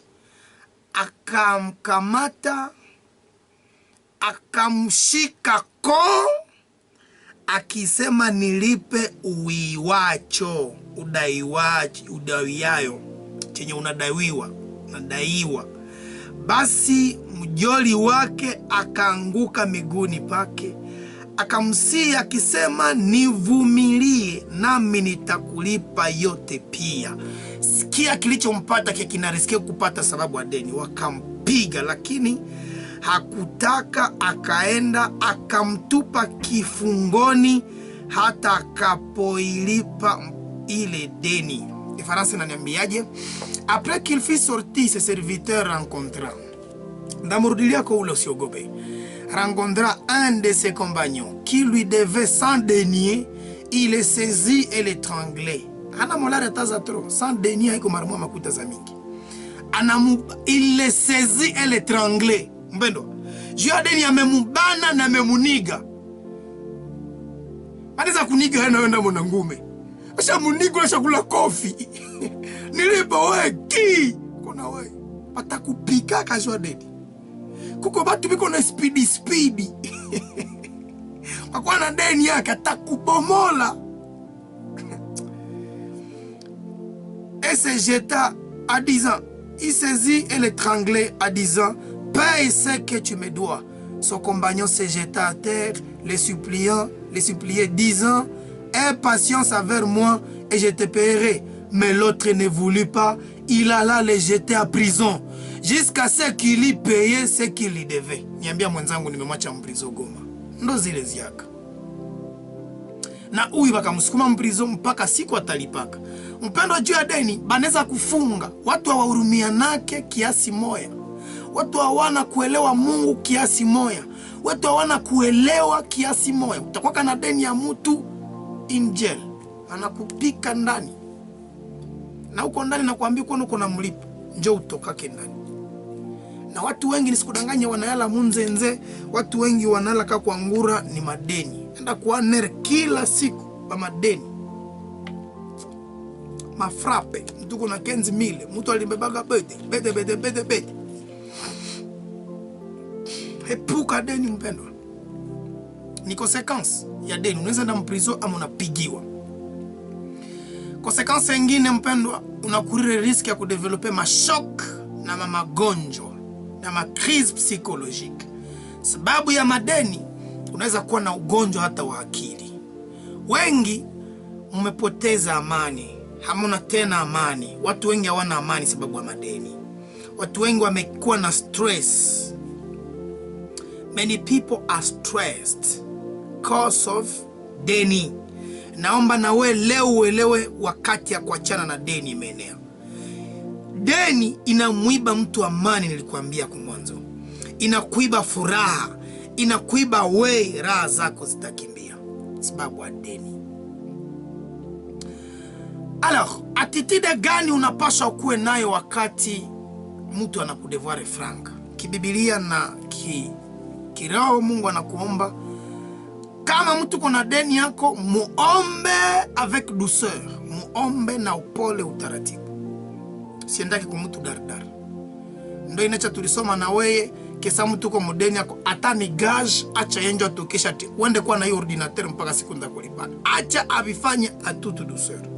Sababu deni isiwe urafiki, deni isiwe upendo wa ndugu. Sababu tulisoma na wewe hapa ke usiwe na deni, musiwiwe, musidaiwe, basibatuye chochote chenye baka kutui kuwe upendo wa ndugu.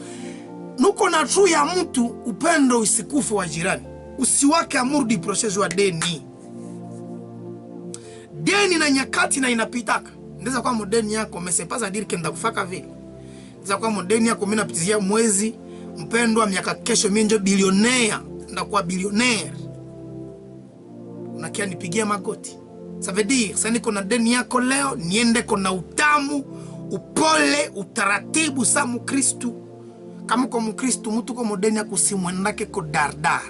Ya kwanja mtuya na kwe bibi yake munjia. Na kwanja mtombokea mbarabara. Ata amekawea nazo namuna gani kikristu unahitajika weye usimfanane. Ata ashakatala kutaka kuwa na sura nyasema tisita kulipaka, wewe usimfanane na kumuchamba na kupigana naye. Mpendo, bakia mkristu, sijafue jua deni. Sababu wewe sawa mkristu, ukakuwa unamtumainia Mungu sawa mia lutumbi. Mungu anatuambia nini?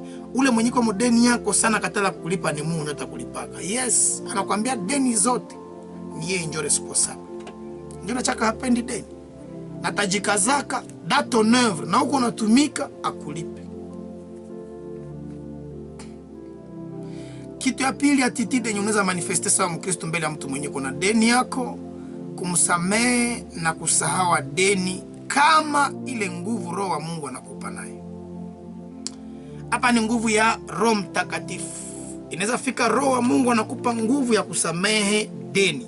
Samehe deni yenyewe na iishie pale. Sababu kasoma wakati tunasomaka Luc 11:4. Luc 11:4. Sasa tuko naomba Baba yetu utusamehe makosa yetu kama tunavyosamehe wanaotukosea. Kuna version ambayo inakuambiaka pardonne-nous nos dettes. Tusamehe madeni yetu kama tunavyosamehe watu wenye wasia wanatudevoir.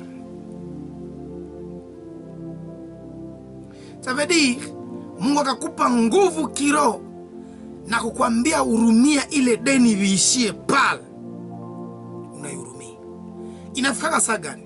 Inafika wakati mtu umekutiko munivu yenye hatawezaka kushilipa. Ke ukazituya utamuuzisha na yeye binafsi. Kama Mungu anakuambia umwachie Yesu, inawezekana kuna mwachie Yesu. Inaweza fika dezima wakati mtu ni mpagani hajue Mungu. Uko na mtu yame anakunigia wazi kefanya chenye unapenda sitakulipaka. Unamfungisha tena wanamfungula. Mtu niko modeni yako, unamfunga lendi ku 14:36 anapepela munjia niko ku taxi. Iko boss. Zile jose ndio za wewe kabati urubia hii bora.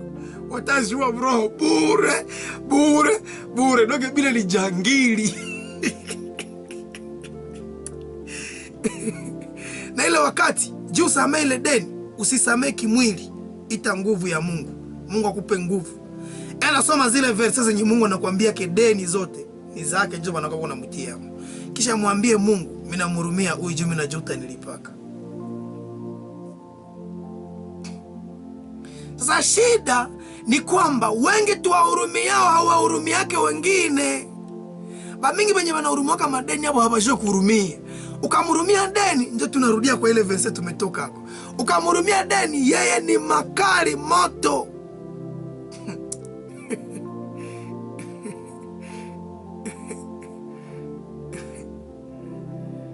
Turudie Mathayo 18.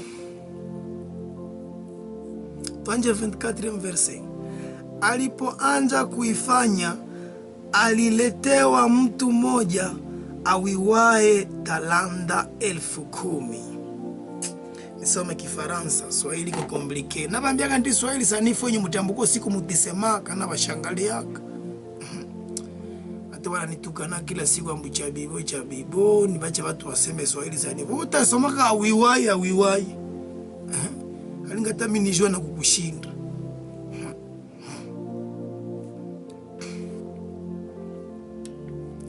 Matthieu 18, 24.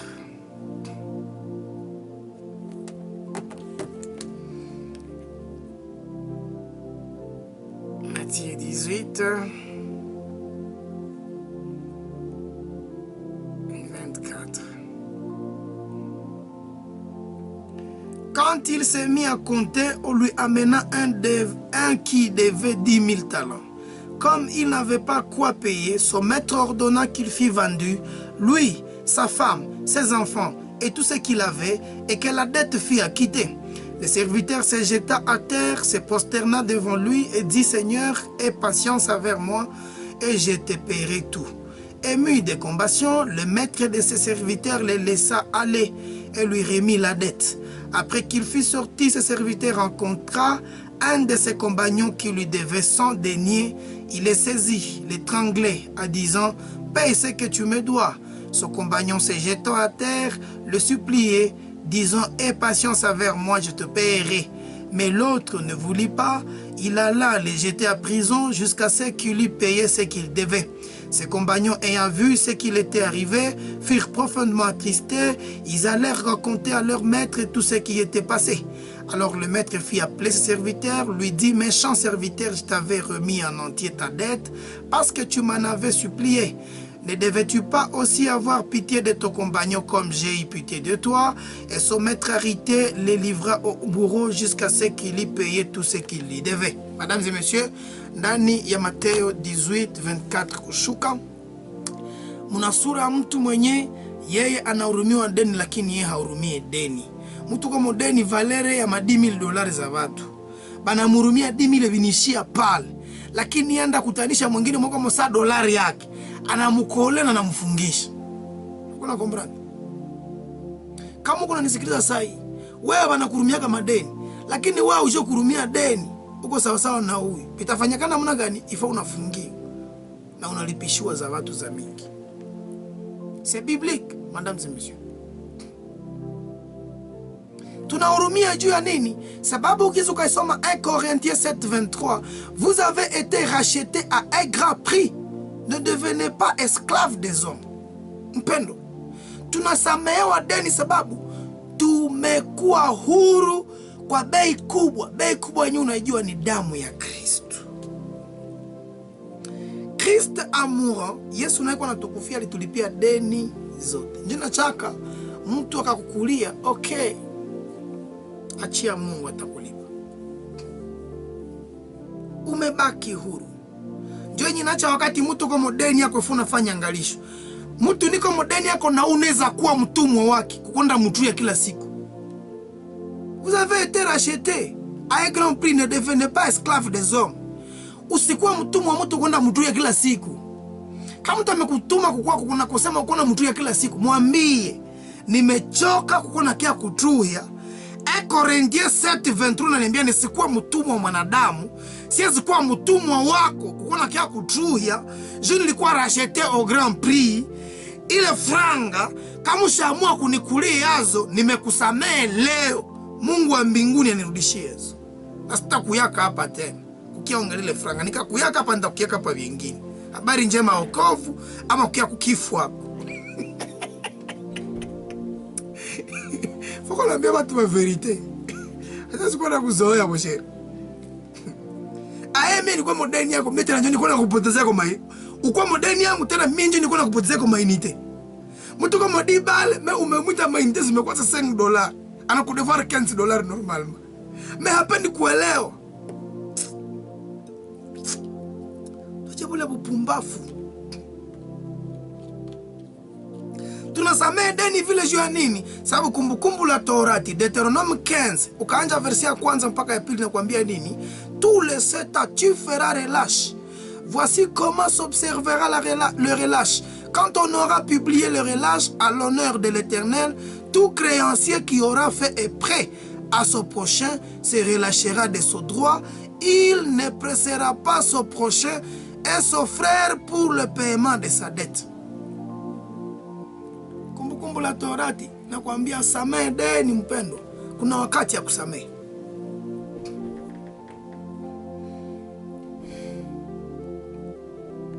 Ni pale minamalizia kuhusu deni.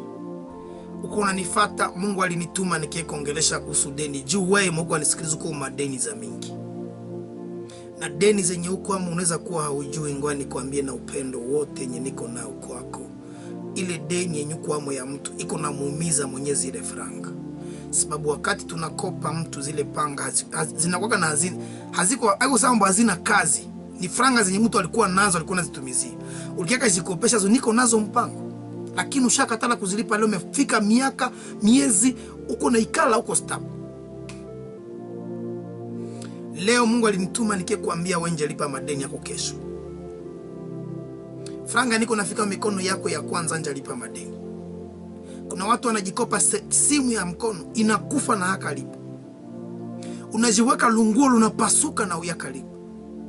Unajiweka samaki inaisha mnyumba tu, unauza na nyama, unauza na nguruwe mzima na uyakalipa samaki yenye ulikulaka. Mungu alinituma nikikuambia uende lipa. Uko na choma moyo za watu, unaua watu maro. Tangu lijikopa franga ya mtu kazi yake imeikala. Enda muomba masamaha, muaidie akuombee, utatafuta franga. Yes. Ila arifu kia mtu ndambia mwenye kwa modeni yako seme, nihurumie kusahawa na kuniga kukia kulipa. Uniombee franga zendapata za kwanza ndanja lipa deni yako. Jiombe na yeye akuombee franga zifike ahadi itimilishe enda lipa. Sababu wakati utaamua vile, Mungu atazituma. Nisikudanganya.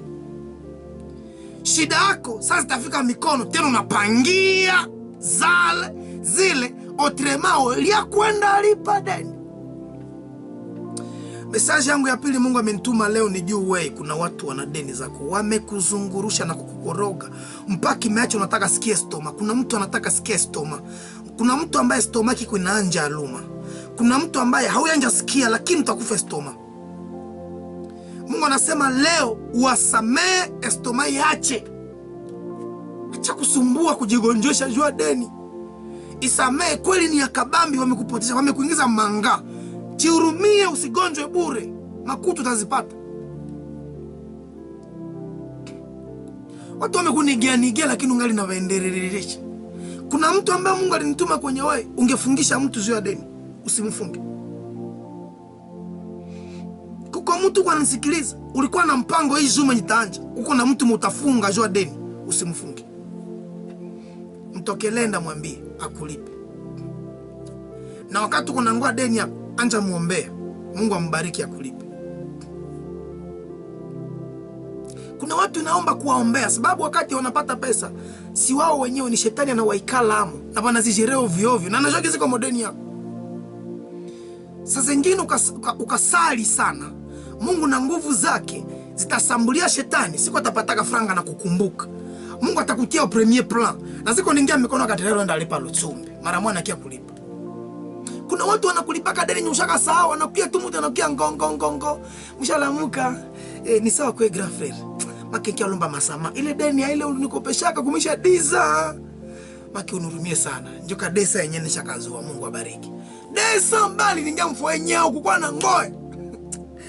Naomba Mungu anje kufungulia uanje pata watu wa sawa wale. Benye malikuwa si uliopoa kukukulia. Benye malikuwa basha kukulia zamani. Juu Mungu atabagusa leo usiku. Hata kama wiko unanisikiliza usiogope. Kuna mtu leo atagusiwa na atakulipa. Hii misio haiko ya bupomba, haiko ya kibutubutu hii. Hapana. Haiko lutsumbi njoko. Niko napitiza message yenye nilipata leo.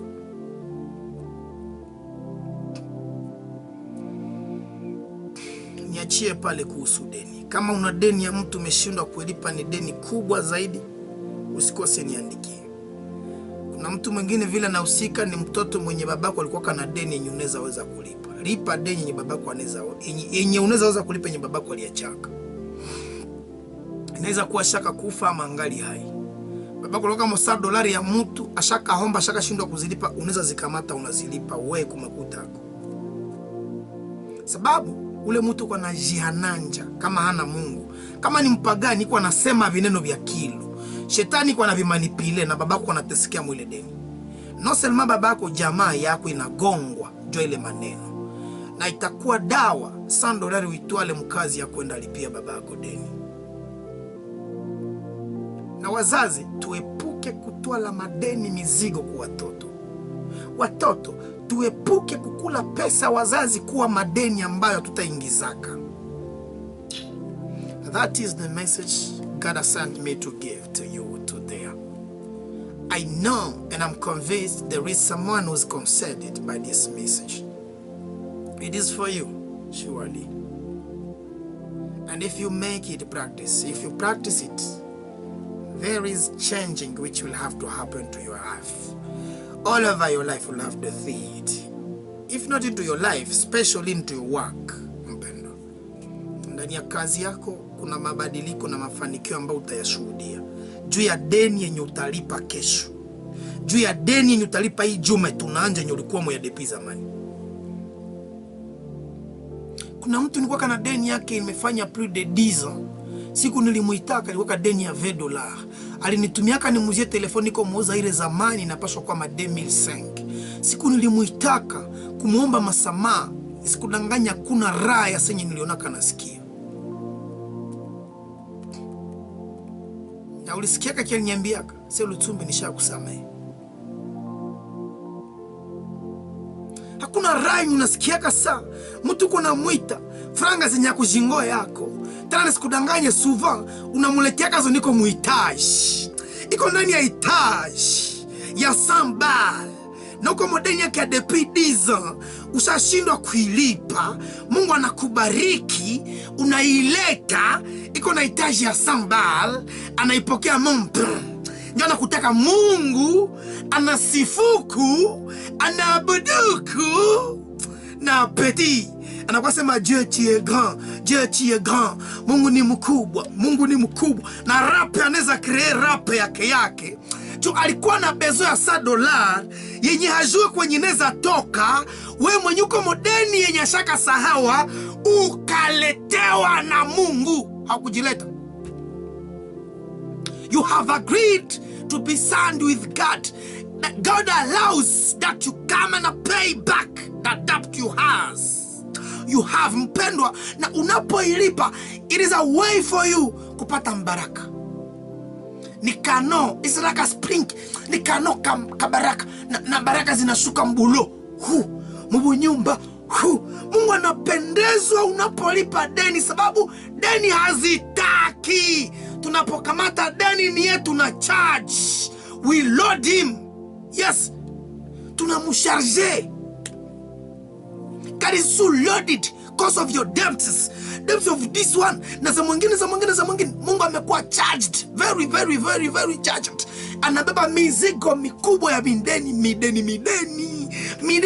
Tumebebesha Mungu. Ya miadi ya kupanda mubikilio.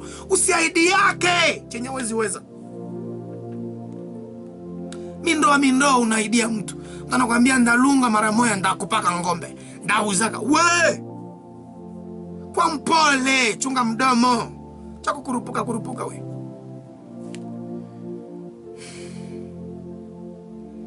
Shauri yangu binahusu kipindi vyote ndo maana niko natembea na vipole pole. Juu unielewe. Shauri yangu kwa leo nimemaliza onyo. Kama kuna mtu ana zile shida kuhusu deni tuandikie. Sababu wengi mnashindwa kulipa madeni sababu hamuko wenyewe mmefungwa na shetani. Yes, shetani anapendezwa na kutulipa deni, kuchukiza mwingine, kuwa upendo wa jirani. Anapendezwa sana na ile yote. Kuaidia msika ndakuwa wako na katala kumuoa. Ni deni. Na anjaje ukamwambia mtu ndakuwa waka. Kumwekea ndoto na kumuacha. Ni wengine mkaumbwaje wapendwa.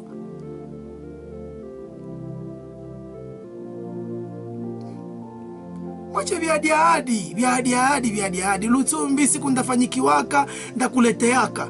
Unanisaidiaka sana papa na kunibariki sana. Manake ndafanyiaka mtoto wako adi.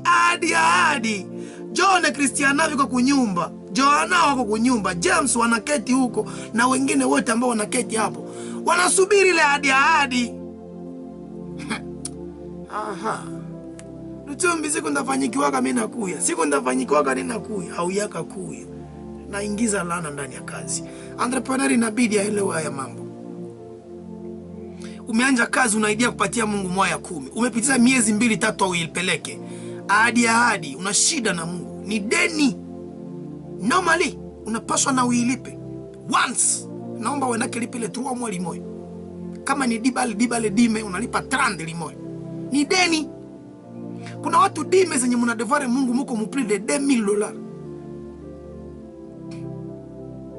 Dime iko ya makanisa. Dime se biblique. Niliwaoneshaka siku niliongelea namna za kanisa za kupata pesa. Juu na wewe nikufundishe namna za kupata pesa gizi na uko obligatoire.